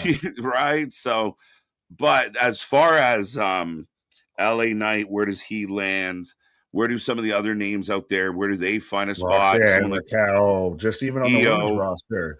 I know, you getting a multi-person tag match, I kind of wanted, but I've seen some people that are like, well, just have the Kabuki Warriors in there, have Raquel and Rox in there, have all the women's tag teams in there. There you go. A tag team battle royal. You can't oversaturate and water down the card by everybody's got to make the card. Mm-hmm. We wait. Bit of a jump start here as Carver all over Jasper Troy. I will apologize. I spelled Carver with a K, but 48% going for Jasper on this one.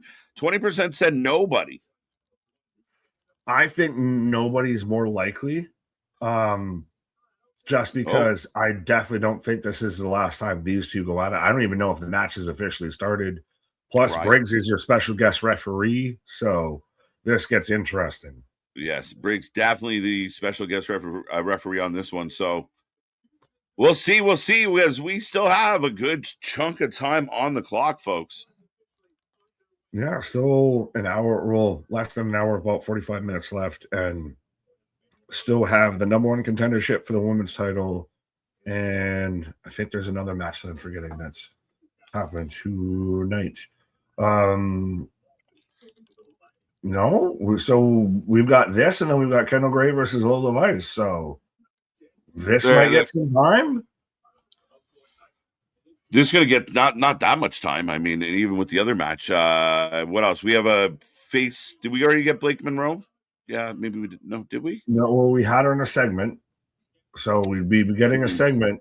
We already had the Birthright versus Grandes. Grandes Tatum versus Blake. That's not advertised on, at least on Wikipedia. Okay, maybe. I mean, they did it, not me.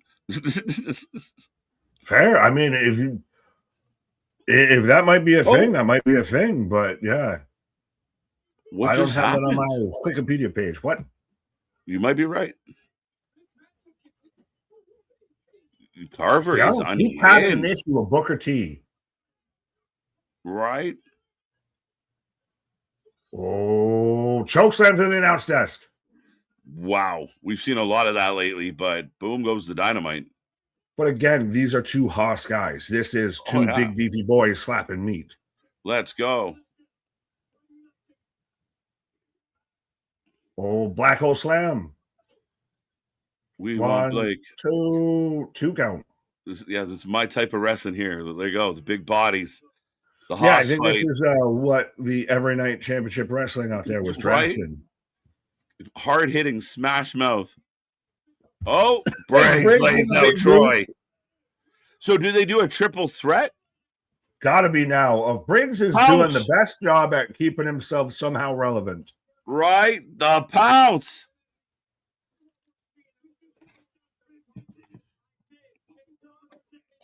Runs power slam 1, 2, 3. So yeah, you basically said it's going to be a triple threat. Carver gets the win, but so now this is, what did we have at? Well, I know at 40 stand and deliver we had, what was it? Briggs, Trick, and Javon. Yeah. I don't know what we had at 41, but I feel like Briggs was in another triple threat there. Right. Yeah, no, 100%. Keanu grabbed a fan. That's interesting. But his demand is he wants Briggs to raise his arm. Yeah. I knew something happened in the corner. Everything went awkwardly quiet. Briggs takes out Carver. Carver attacking fans. Now I got to see it. Was it a plant? Josh Briggs is never going to work for me. I don't know why fully. No. He's always he's in that Tony D'Angelo, always an NXT guy. Now at that point, he's in that slot now. Okay. That's how he feels to me. I don't know where you slot in main roster. I don't know what I would have an opening for you.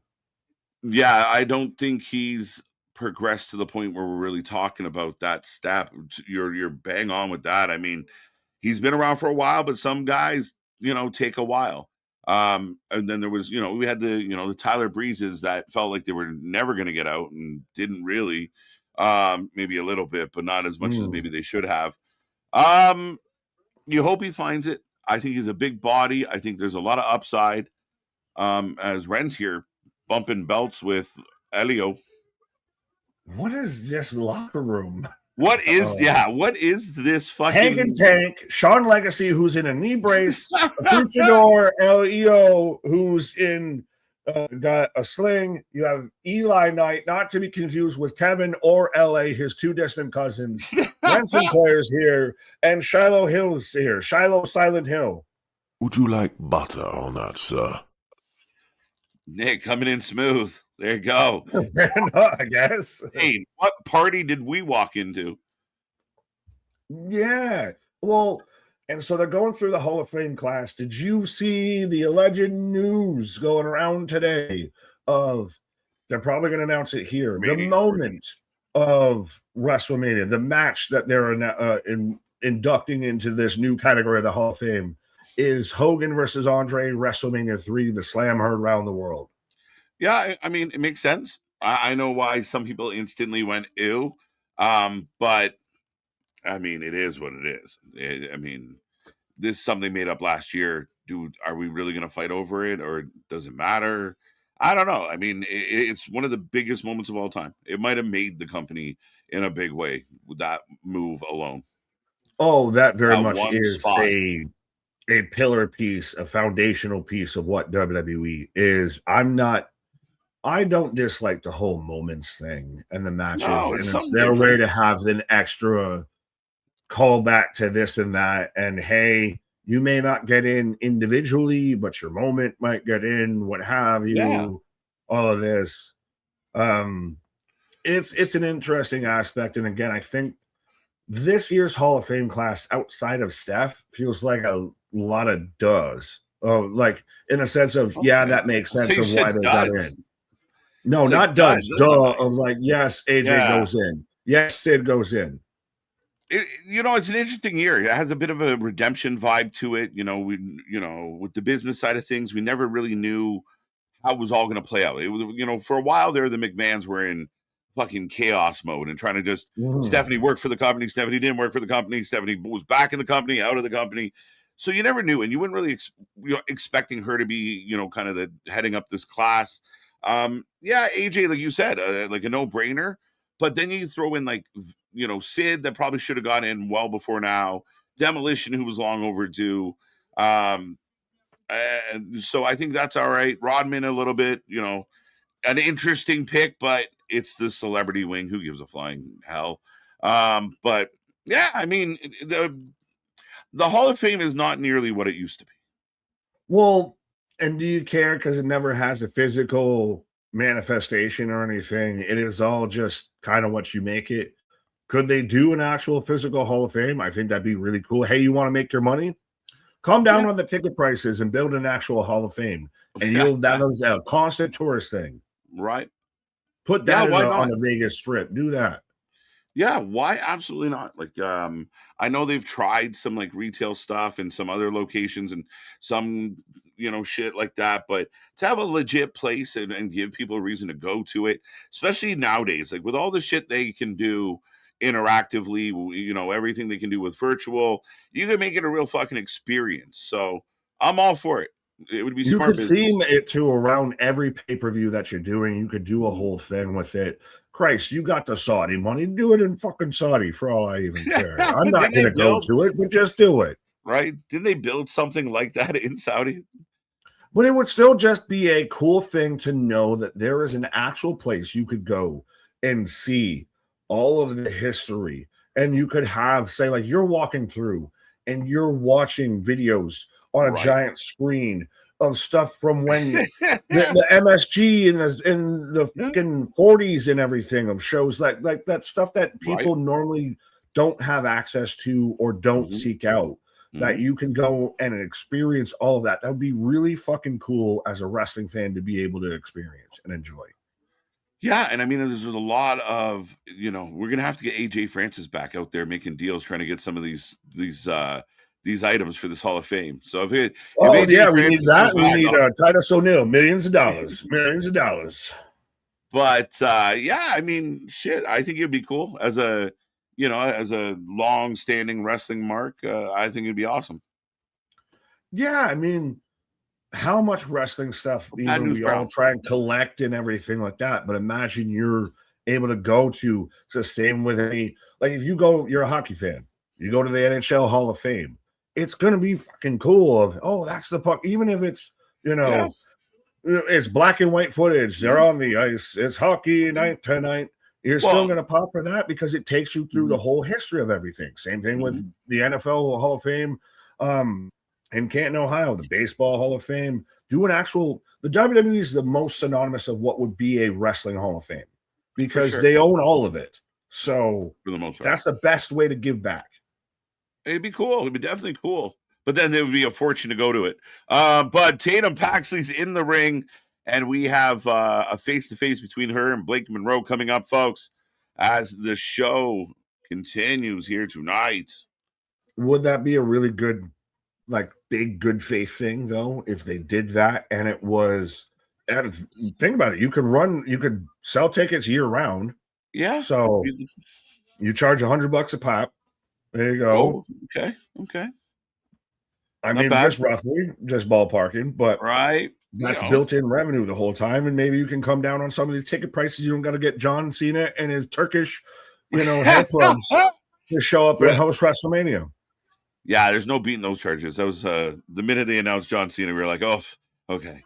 And the hair, and the Maybelline. Yeah, and the turkey charges. You're fucking toe tagged on that. Calgon, take me away. As here comes Blake Monroe. Now is it interesting? The one who's been cursed to a life of mediocrity is the only one that's active wrestling. Right. She's doing well. She's doing it well. I think she makes the case for why certain talent, most talent, when they're coming outside of WWE, need at least a car wash through NXT.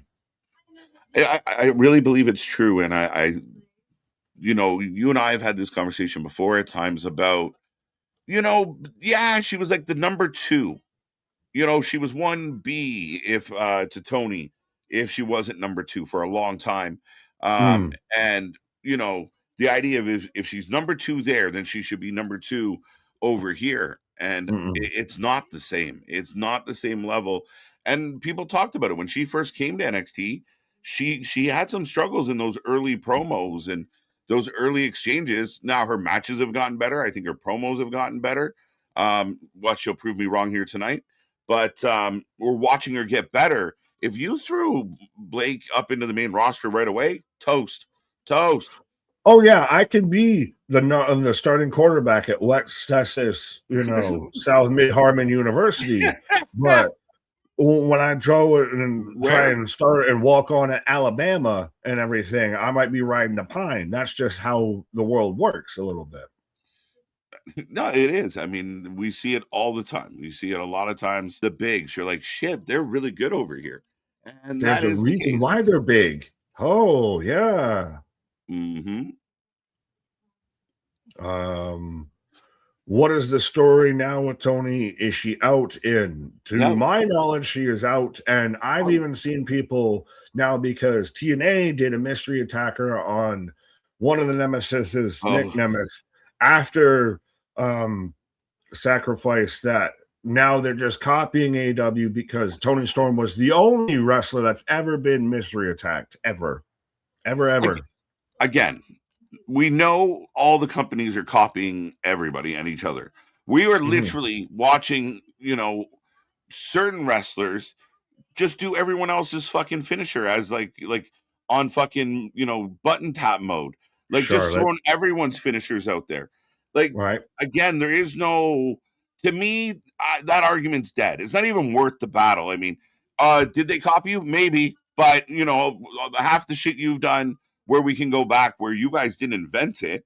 You had to get it from somewhere. I mean, it's a lost argument. They all copy each other. I mean, it is weird when you get 2 car accidents in the same week. Yeah, it's one of those. If I had a nickel for every time that this happened, it's not like I have a lot of money, but it's weird that it happened twice. Right. Yeah, it's a little clinky-dink. Yeah, but I've also seen some people that like the WrestleMania builds like WCW in the 2000s. And I had to instantly be like, that just tells me you weren't around during actual WCW in the 2000s. Were you born in 2005? You have no idea what you are speaking on. That sounds like someone born in 2005 said that. Yeah. Well, that's a lot of these fuckers. Oh, I just turned fucking Nick into old man on porch so quick. I'll kill every last one of you. Don't do it. I'll fucking do it. Step on my lawn. You turn this into hey, look, an old man's talking. Sorry, someone upon request My title. That she doesn't. It's not her title. So just hit her with the microphone. Just Matt Cardona. Just pop her with the Both microphone. people in this angle are a little. Both people in this angle are a little delusional. Are a little psychotic. Of well, you have. Why I want them to go more into the whole Blake Monroe, like you're the devil in disguise of that. Of like she literally dragged Tatum to fucking hell allegedly with pulling her under the entranceway and everything, and they just go back to like I'm just a Barbie girl. I'm just better than you. I'm a Hollywood star. Like you're just fucking Tony Storm's gimmick, right? As we're tug of war, tug of belt. Goldar Nick Grump equals Grumpy Nick. Oh, down. Am I just Goldar from the Power Rangers? Right. Roll out, roll out, roll out. No, roll out.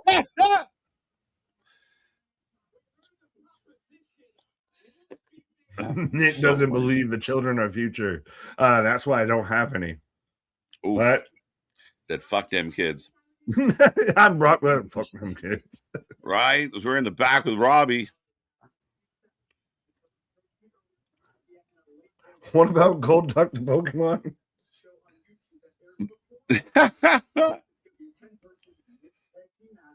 She's not a Hollywood star, Nick. She's the glamour. Glamour is glamour. Oh, they're doing a mixed tag team match next week. Or at Stand and Deliver. The countdown. We're getting a pre-show match? We're getting the bullshit locker room versus the Birthright. Just the disaster. We're getting the pre-birth instead of the afterbirth. Right? It looks like wait, we got chaos as always. Just beating the shit out of Jada as Robert Stone's running from Carver. Now was Carver about to get a match of NXT that you turn around any corner and someone could be getting beat up. It's a dangerous work environment. We've talked about it a lot, man. It feels like every time you try and have an interview, some shit pops off. The rise and fall of Zaruka. I think we're the first ones to ever say Zaruka. I'm just saying. Fair enough. It's like Hank and Tank. We own that name in perpetuity. I feel like we should. Now, can I ask you something? Because, I'll actually call it. Brian Alvarez has been talking about how horrible NXT is, how shit it is. He loves NXT, but it's terrible.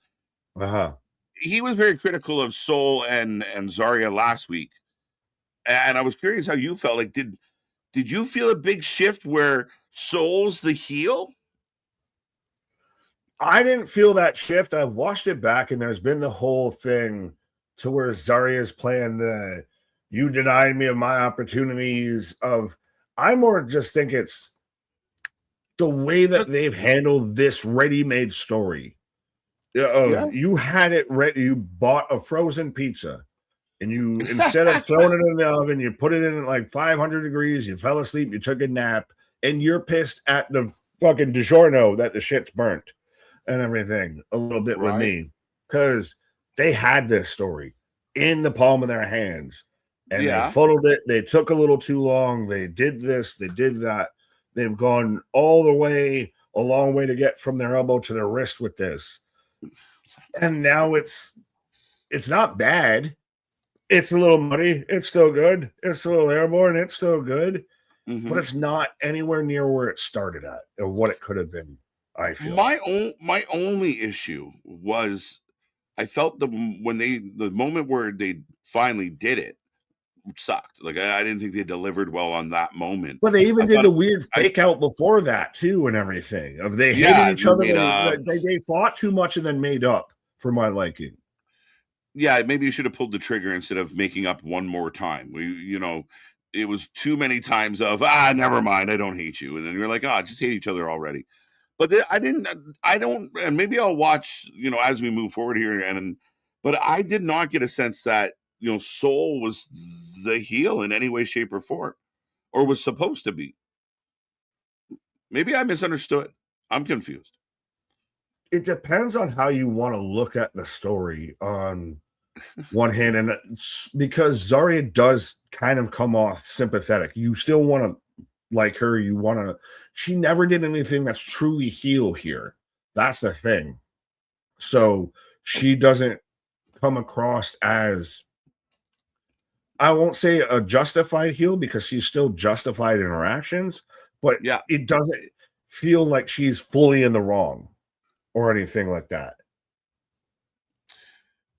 The justified heel. We talked about it a lot. Well, She's taking a it could page. be justified, Yeah. but it's not even like a delusional justified. Like it's not a Randy, it's No. not a Mhm. Drew, it's not any of that. Of she's technically a heel, but Mhm. she's wrong, but also not. She didn't go out to lunch too Well, far with it. I don't know that they did enough to make us hate Zarya.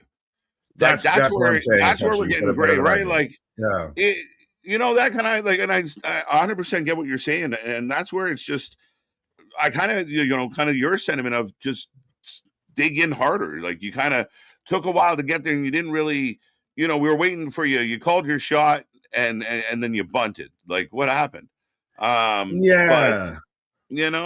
so I think that like that was the thing with the segment where I didn't feel like Soul was heelish, but I mean, I understood what they were trying to do with Zarya. I just don't know if it hit because I don't know if we're that mad at Zarya yet. In them trying to make Zarya justified, they made us not hate her. So Right? Like, now, she's not so bad. yeah, this just is more of like these are two friends that I wish you'd get along with each other, but Right. I guess you gotta just fight it out first. As they're showing their whole teamdom and everything.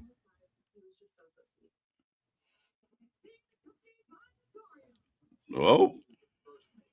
And you do have to admit that Zarya, there was plenty of times to where Zarya had the moment and kind of let Soul take it. So I think that's Played in, part right? of where people can make that pivot Mhm. of Soul was looking out for herself.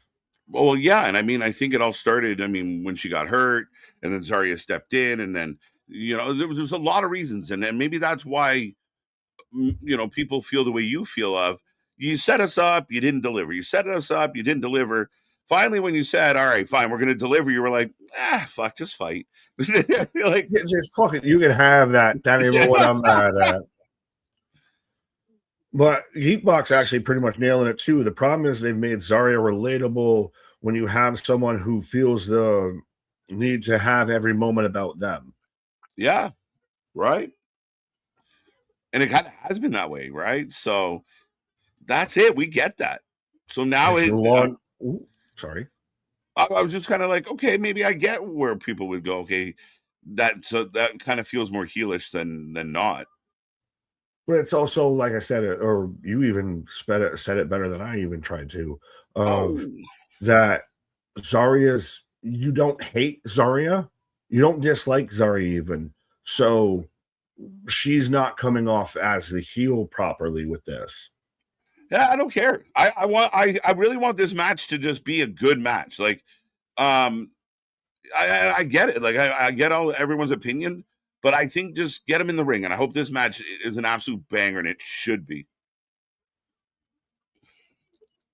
This should have been the triple threat for the title. But then again, JC feels like such an afterthought in that you sort this feud should Yeah, swallow the world title if it was in a world title match. yeah. I imagine, right? Like, oh, Soul Snatcher. But Jose, it's the Law and Order theory. The obvious bad guy is usually not the bad guy. Facts.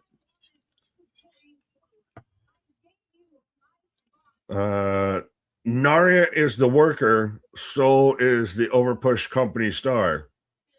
Is that Zarya and Nia Jax fusion dance of Narya? You're right in the Narya. Do you But have a what is it? A cabinet or a closet or anything to Narya that we have it's a to open Narya. there? Yeah, Yeah. we're insert joke, but Soul being overpushed seems crazy to me because Soul got over, so we got to get behind that and understand that, chair. That's the only way Overpushed. Soul's a heel in this. Yeah, fair enough. I mean, again, maybe he's saying she just fits that mold, and then again, you have the worker. I think Soul is great in the ring, though. I do not want to sell her short on and overlook the fact that she is really talented in the ring. Oh, absolutely. As I have fatal influence in Izzy Dame backstage. Oh. Izzy will make it crystal clear what she wants. I don't even know what that means. She's going after the world title. It's provocative. Mm-hmm. It's Triple H and Shawn Michaels all over again. Facts. In a big way. I mean, if there's two people who are going to know how to do that story, might be the two guys running the companies right now. Do you think half the time they're sitting together just being like, hey, remember in 94 we did this angle? Let's just fucking do that with Cody. Like that's all they're trying to run it back. I don't think they're the only person. I think that when Dusty was booking, when Cornette was booking, when Ole was booking, any old school booker that's actually been in the wrestling business before is fully pulling from their Rolodex of, hey, this worked before. Hey, every coach does it in any sport. Yes. This moment at 4th and long in the fourth quarter at this moment with the defense they've been running, this is the playbook I did to win the Ohio State championship. And you pull that out. 150% is weird. Like big fight feel. Lola looking like $1,000,005. Kendall looking ready to go. Yum, yum. All the fucking vibes here tonight. I will put a poll up for this one. Fucking praise to that cameraman that decided to do the full 360 turnaround shot and everything. But yeah, Vice City out here. And interesting, you have Kendall, who's your Evolve champion. You have Lola, who's a CML AAA champion out here, very much featured now in the main event of a WWE product on NXT, in MSG, all the acronyms for anyone that's keeping track. Dude, we're going to start pinning fucking things to the board? Or I got to follow along? What are we doing? Pepe Sylvia.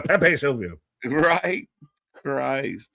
All right, Lola, Kendall. Crazy that this, you think of some of the things we had tonight, and we're getting this match in the main event spot. When we talk about how we book women and companies that book women or don't book women, undeniable. I mean, crazy. Oh, at this point, I don't even think it's a fair assessment of comparing how WWE presents their women's division versus, I'll say, any other company.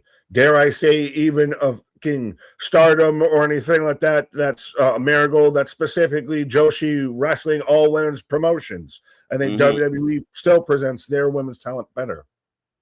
Yeah, 100%. 100%. Undeniable. Like I said, we went over that list of all the people that aren't being used on the other side. Here we are. Like you said, Kendall comes out of Evolve. Lola has been here for a minute, but also spent time in AAA. And they're going to be kind of your mid-card title, number one contender match main event spot. And they're going to cook.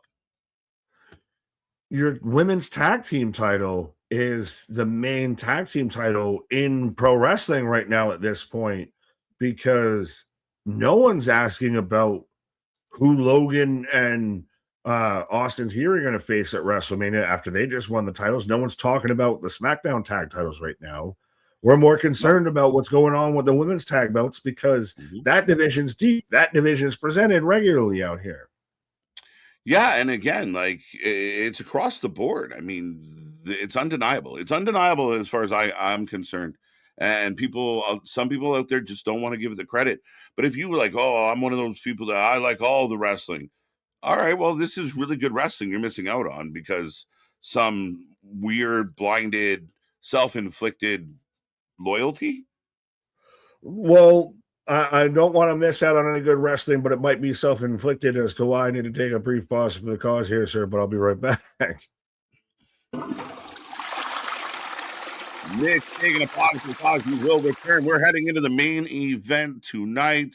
Make sure you get in the chat. Let us know how you feel about this one and get your votes in as Lola. I'm taking Lola, but Gray is on fire.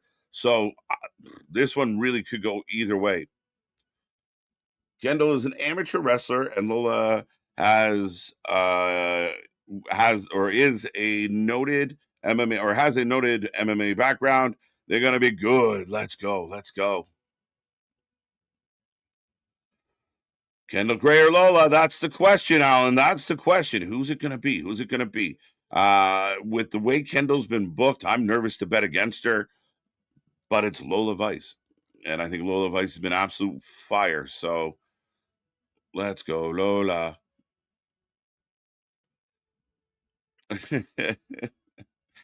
That's I'm just gonna let that hang. But yes, very true. Bang and ba ba ba ba ba ba ba ba ba. Paul feeling it. Paul feeling it. NXT gives it. Dude, it's yum yums everywhere. And again, respectfully, big shout out. But at the end of the day, undeniable. We just talked about the actual in ring product. Out overall, the product just nails. It lands. It's full marks as I try and get out of this little downward spiral. Yo. Well, I saw a different downward spiral because of things and everything like that. If you know how gravity works or physics works.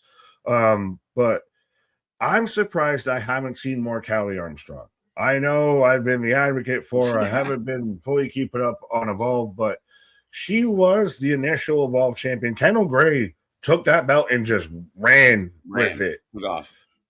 Yeah, but I saw Callie. She did a cool thing that I saw of she got championship rings made on her own and everything for her being the Evolve champion, her winning like the WWE breakout tournament or whatever. Like because if you win a championship in wrestling, when they go to the next champion, you get to keep your championship. But in the developmentals and everything like that, it just moves on and the beat goes on. So I like that she sat there and got her own little championship rings commissioned and everything.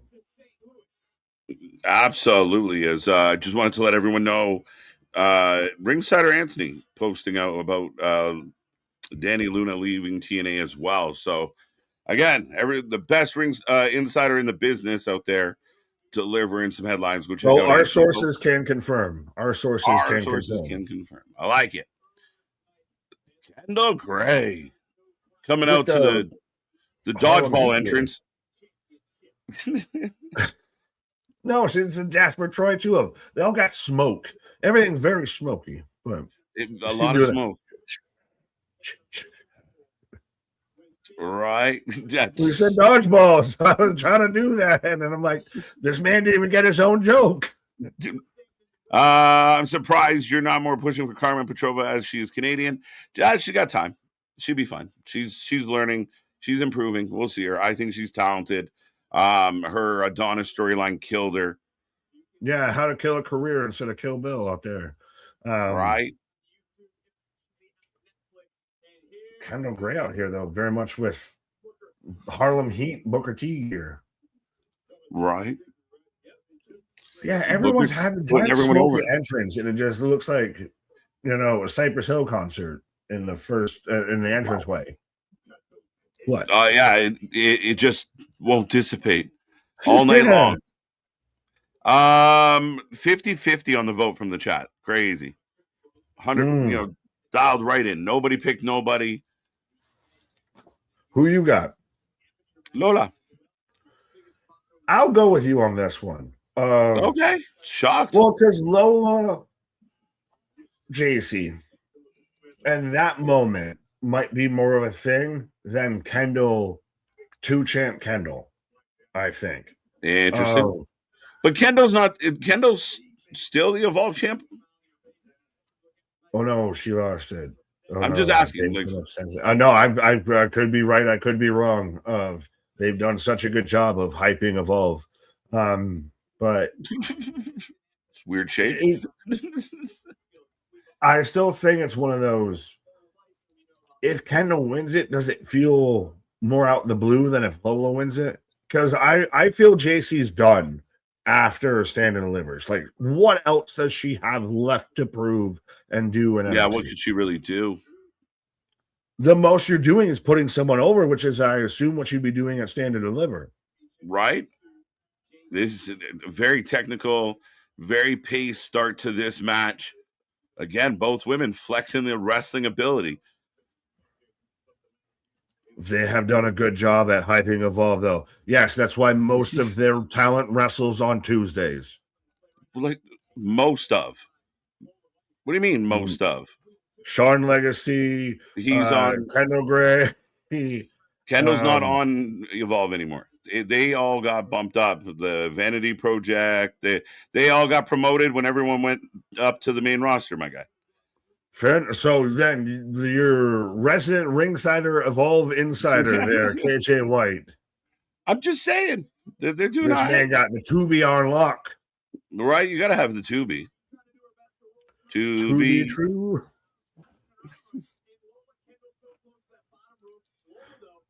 What you mean? What? What do you mean, most? They all got promoted. You get a promotion. You get a promotion. Just watching NXT right now on YouTube TV and right on my TV. Well, shout out there.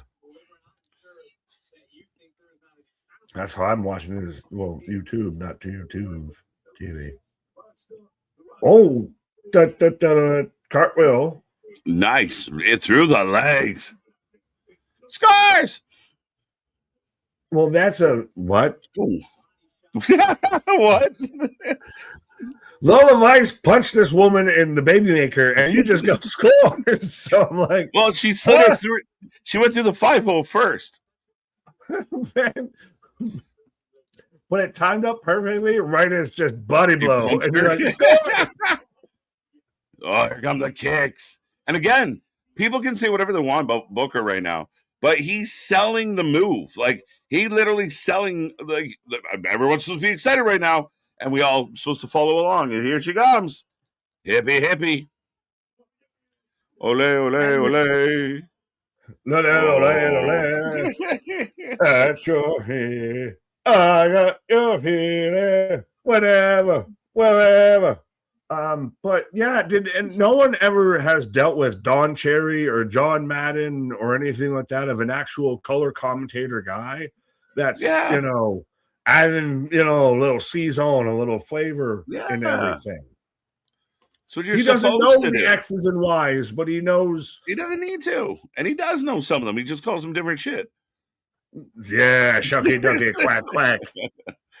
But he definitely he sells it. He hypes it up, right? Like, and that's what you're supposed to do.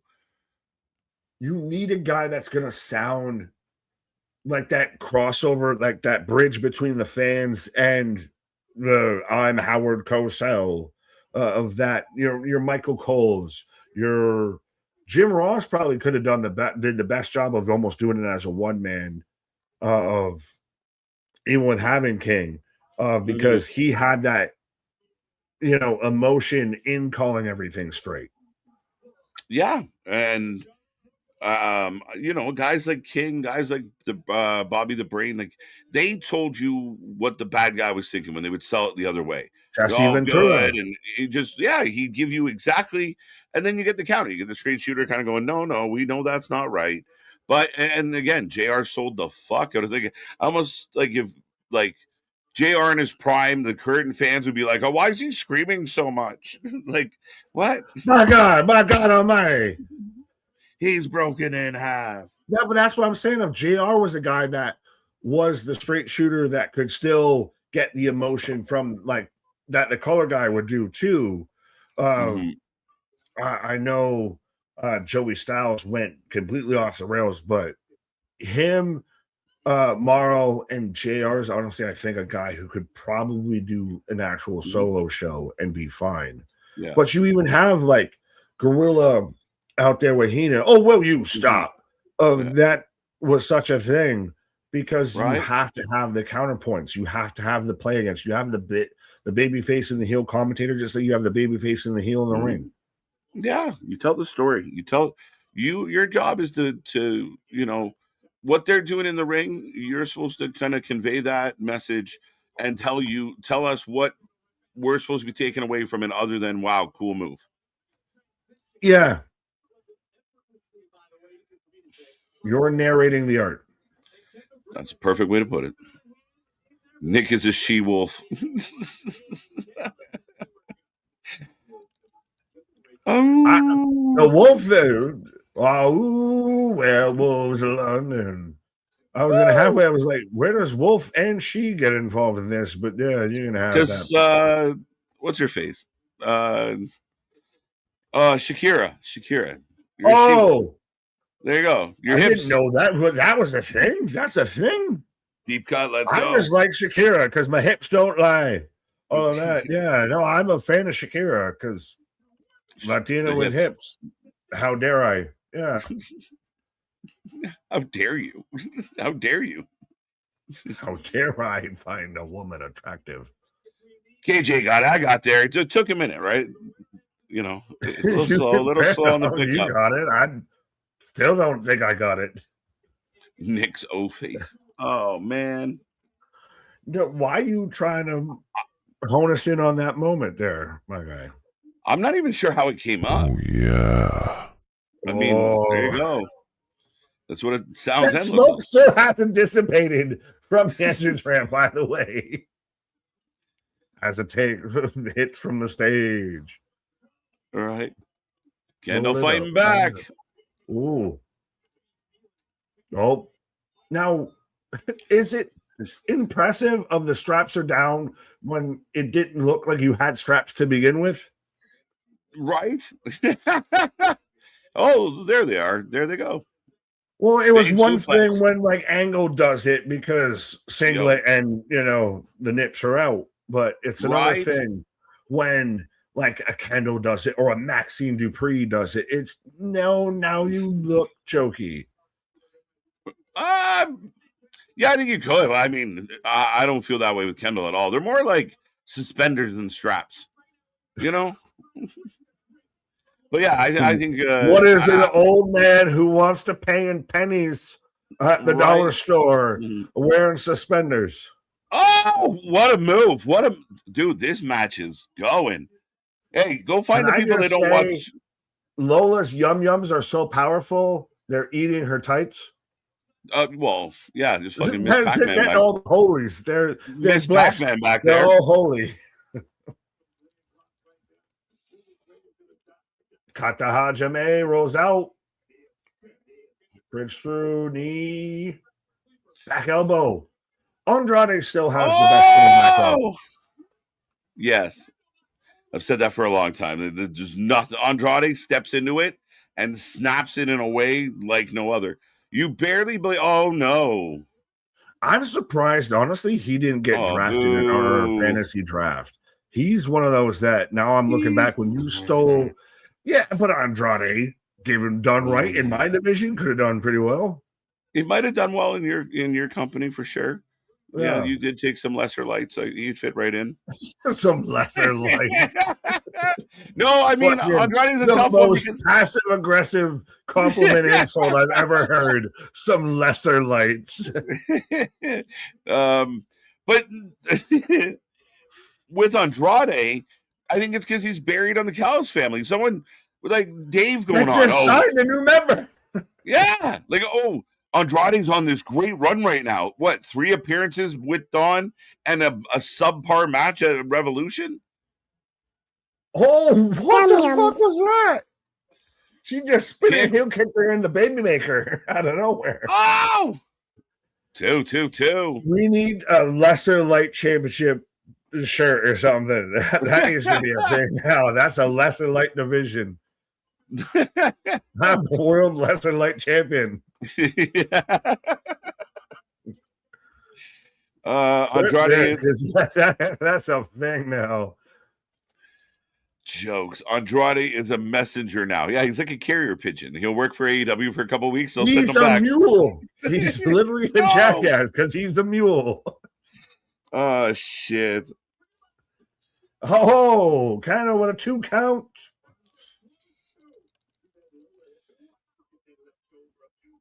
Yeah, no overrun. We got 4 minutes and counting. Is Ren Sinclair almost getting more over than both women involved in this match? She's kind of becoming NXT's Harley Cameron. She's got an I Heart Ren shirt on. She's winning with the butterfly submission that's going well. Like, I'm at least saying Ren's doing good. Ren's pretty over in my eyes. Yeah. Comparing her to Harley Cameron to me kind of made me pause. I'm sorry, she doesn't have a puppet. Felt a different way about that. I would say more important than the puppet, Nick, is the fact that Ren can legit wrestle. Fair. It's the other way around, but I get where you're going. People are starting to love her. I don't know that she's more over, but I think she's right in there with like the crew. Like she's come a long way. She surprised me. Ankle lock. Get to the rope. Boo. Former MMA wrestler lose on an ankle lock. Small package. 2 count. 2. What a match. Oh, double leg. Bridge. Oh, bridge through. Good shit, folks. Blow up this chat. Let's go. How you feeling on a Tuesday? Still allegedly got 3 minutes left on this time clock. So again, we're getting at least into the nitty-gritties here. Oh, did she tap? No, she didn't tap. She's fighting. Pushing the legs down. See, Bernard, actually agree with you. If I didn't even think about that aspect of it, if Ren can actually wrestle. Hey, Harley's a former women's tag team champion. Oh, what a reversal. Let's go, tap it. Tap me. Oh, it's going to be nuts when she hits like a Northern Light suplex out of this and fucking bridges. She's wearing her down. Yeah, but I'm saying, she's got to shake the hand, fire up, and she's going to bridge. Northern Light suplex, like I just said. 1, 2, 3, and she wins what I said. I don't like that she won, but fuck me. The ref saying what I said. She tapped. Yes, she tapped. Triple threat. We're going to a triple threat, folks. Hey, guess what? We had this whole match. We had a nice 15, 20-minute screaming match. Run it back. We got 2 minutes on the clock. Run it back. I don't care. No, you got about 30 seconds right now. You got Mike Rome getting yelled at from both referees if he doesn't know what to announce.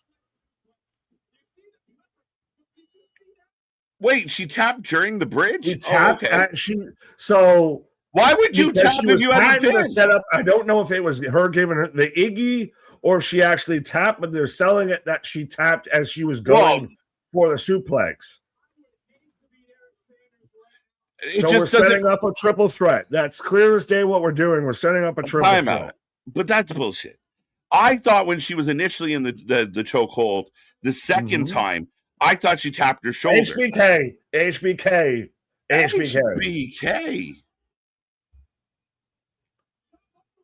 But, dude, if you throw that bridge on it, why would you tap? You know you have her down. You hear the count. You hold your breath for 1 more second. I didn't even catch. I thought that she tapped when she was doing the suplex. I didn't get that she tapped during the bridge. That's even weirder. Right? That's what I'm saying.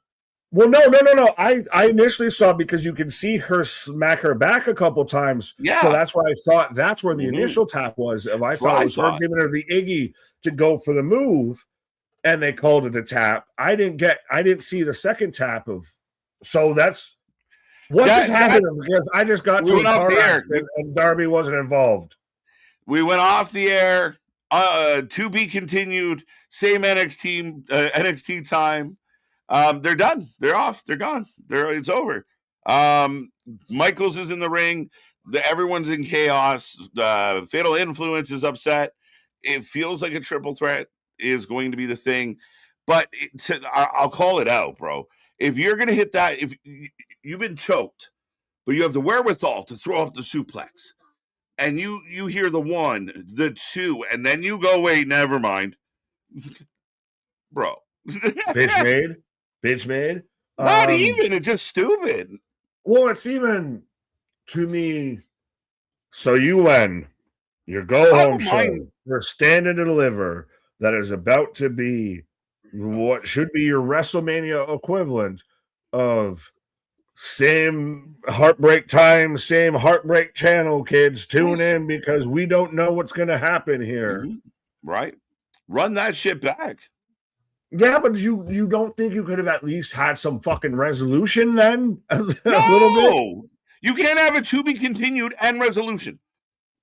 No, you just announced that it's going to be a fucking triple threat, and you just move along, and make sure you tune in on Saturday because it's going to be a triple threat instead of Raggy. What's going to happen here, Scoob? Why wouldn't? But you want to have cliffhangers in your shows. You want to have, dun dun dun. There'll be an announcement. Yeah, but I could have seen the announcement. As I'm more seeing an announcement about Tiger Woods taking driving lessons from Darby Allin. I got no problem with the triple threat. I got no problem with JC. And that match was outstanding, outstanding. I didn't like the double tap finish or the pin tap combo. If you were going to do it, and you called it, they were going to hit the Northern Light and put the bridge on, but she should have. I don't know. I thought you counted the shoulder tap before that, and the ref missed the shoulder tap, and then that leads to the move happening. But other than that, that's my one thing. I thought the show tonight was great. I thought the energy was pretty good. Yeah, I mean, even the main event, I thought it was a hell of a main event. Run it back. I'll give you that, and well, that was a solid ending. Tune in next week to see how we figure this out. Perfect. That's how you end a wrestling show. Not when it's to go home for your fucking biggest pay-per-view of the year. God damn it, though. Why does that matter? Why is that such a linchpin here? Like, why do we need that? Because I don't need to be selling me on the match that's going to happen tonight when I'm watching it tonight. To me, you should be selling me on what shows I'm going to watch and everything when I'm buying the ticket, when I'm walking in the door. But one of the matches on the card is, tune in Saturday to find out how this, shook out. And plus, it's going to end up on the internet. HBK will announce something. That's part of why I'm pissed. That's part of why I'm pissed is because I'm going to find out because they're going in to stand and deliver what happened instead of finding out when I watch the fucking show. So you can't have a cliffhanger in wrestling. You can't have a I'm not saying you can't have a cliffhanger. I'm saying when it's the go-home show for your biggest pay-per-view of the year, that's the perfect time to do a cliffhanger. Some shit up. Yeah, no, I mean that's the perfect time to have the whole. It's a go-home show, but we're going somewhere. We're not parking. It's not over. We're not here. We didn't make it to Wally World. We're still driving along, my guy. I'm Clark Griswold out here. I just want to fight the fucking moose in sound speaker right now. Right. So funny. Bernard, Nick is so confidently wrong most of the time. I need to embody more of Nick's blind confidence. You do. It's a skill, folks. It's called blissfully ignorant. Is what it is. Solid an 8 out of 10. So, folks, we take a rating out of 10 for every single show. Most of you know that. We'll click on a few and then we'll get out of here tonight. But 8 out of 10 from Damien. This fucking killed me. It is the Nick Whisperer. Sun's getting low, big guy. I want that on a shirt. Nick Whisperer. Sun's getting real low, big guy. No, that's going to sound weird. That's going to sound like 10 people because they're the only people that know other Nicks. What? Right. Yeah. Oh, no. Real quick, Jose with $5, $4.99. You never seen someone tap right before the round ends in MMA, KJ? That's different, I feel. I get it, because someone else out there is going to use that argument against me, Jose, of like, well, she was trying to pin her, and she just the last minute she panicked and tapped. I get it. There's not a pin attempt in MMA. Well, I mean, again, you've seen it hold out for 3 seconds. You good? Yeah, but you've seen it before where you got someone in a chokehold and you're waiting for the bell to go. You're waiting for the bell to go. And right before the bell, they're like, fuck it, I don't give up. I don't care. I don't want to come back later. So, again, it happens. I wasn't as worked up about it as Nick was. I called it out. I criticized it because I think you could have gone into it better. And especially because I thought she tapped before that. It looked like she tapped. She tapped she twice. Wanted anyone to know, hey. Hey, I'm out. I don't In want case to you win. missed the first time, you're doing the fucking haka out there and everything. Right. Which, real quick, last thing, I know we're packing in, and I don't even think we've given our ratings for the show. Nope. I didn't catch until today, actually, because we watch all Raw, but the Usos got new entrance music. Yeah, I made the when it first came up last night, I kind of called out that it sounded like it's us Us or whatever they started with now, completely different beginning to it. So, but we kind of just glanced by it. Like a lot of the music we just glanced by. So it happened, and then I saw it today of like, oh well, all right. Again, now they got new music, new vibe. We're still eating though. Well, I think we're dampering the eating, but again, they Maybe. had music before. Just use that of down since day one ish. Yeah, just use their music from before. Yeah. Why are we making shitty versions of good stuff? Like I don't get it. Jimmy Hart, you bastard. Right. Let's agree, then agree. That's allowed. We often do the same. 9 out of 10, 8 out of 10. Where do you fall on this one? Like to me, this was a solid NXT.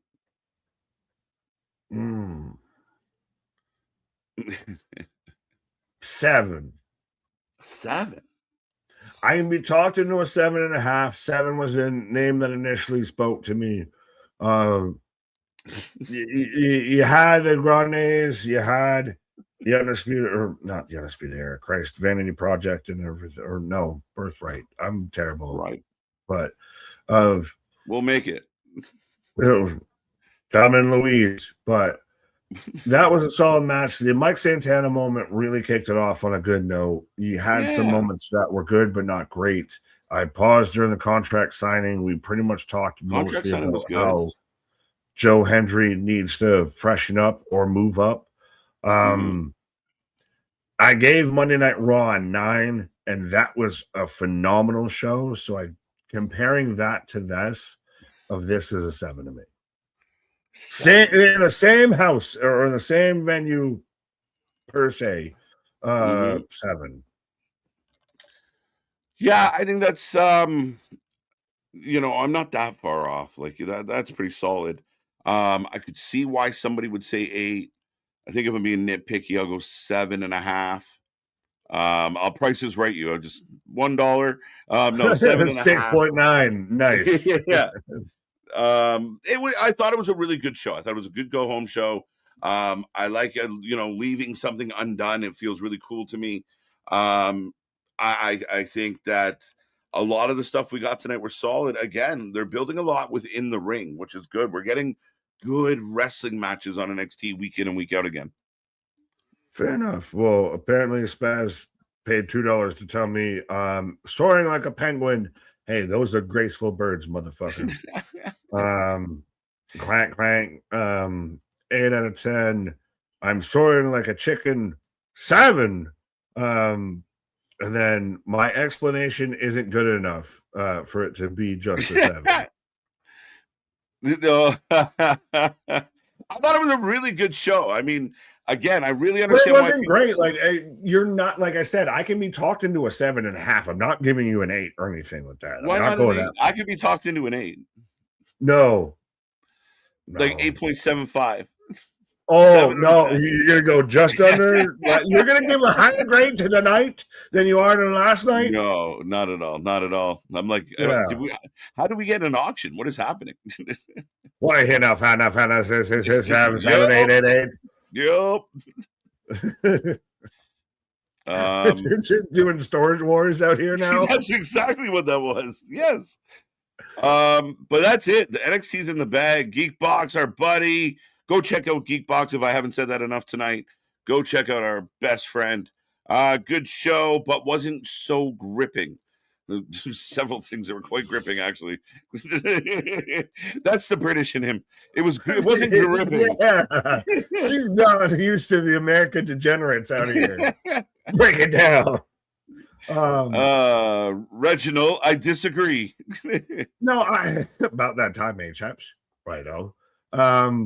No, I agree with him clearly, but again, good show. I think it was Which did it feel like? Did it feel like a good Roadblock, or did it feel like a good go home show? Because it tried to be both. What was the first one? Did it try to be a good Roadblock or a good go home show? I don't know what made you chuckle, but yeah. You ask me this every go home show, and I don't know what the answer is. I don't know what like.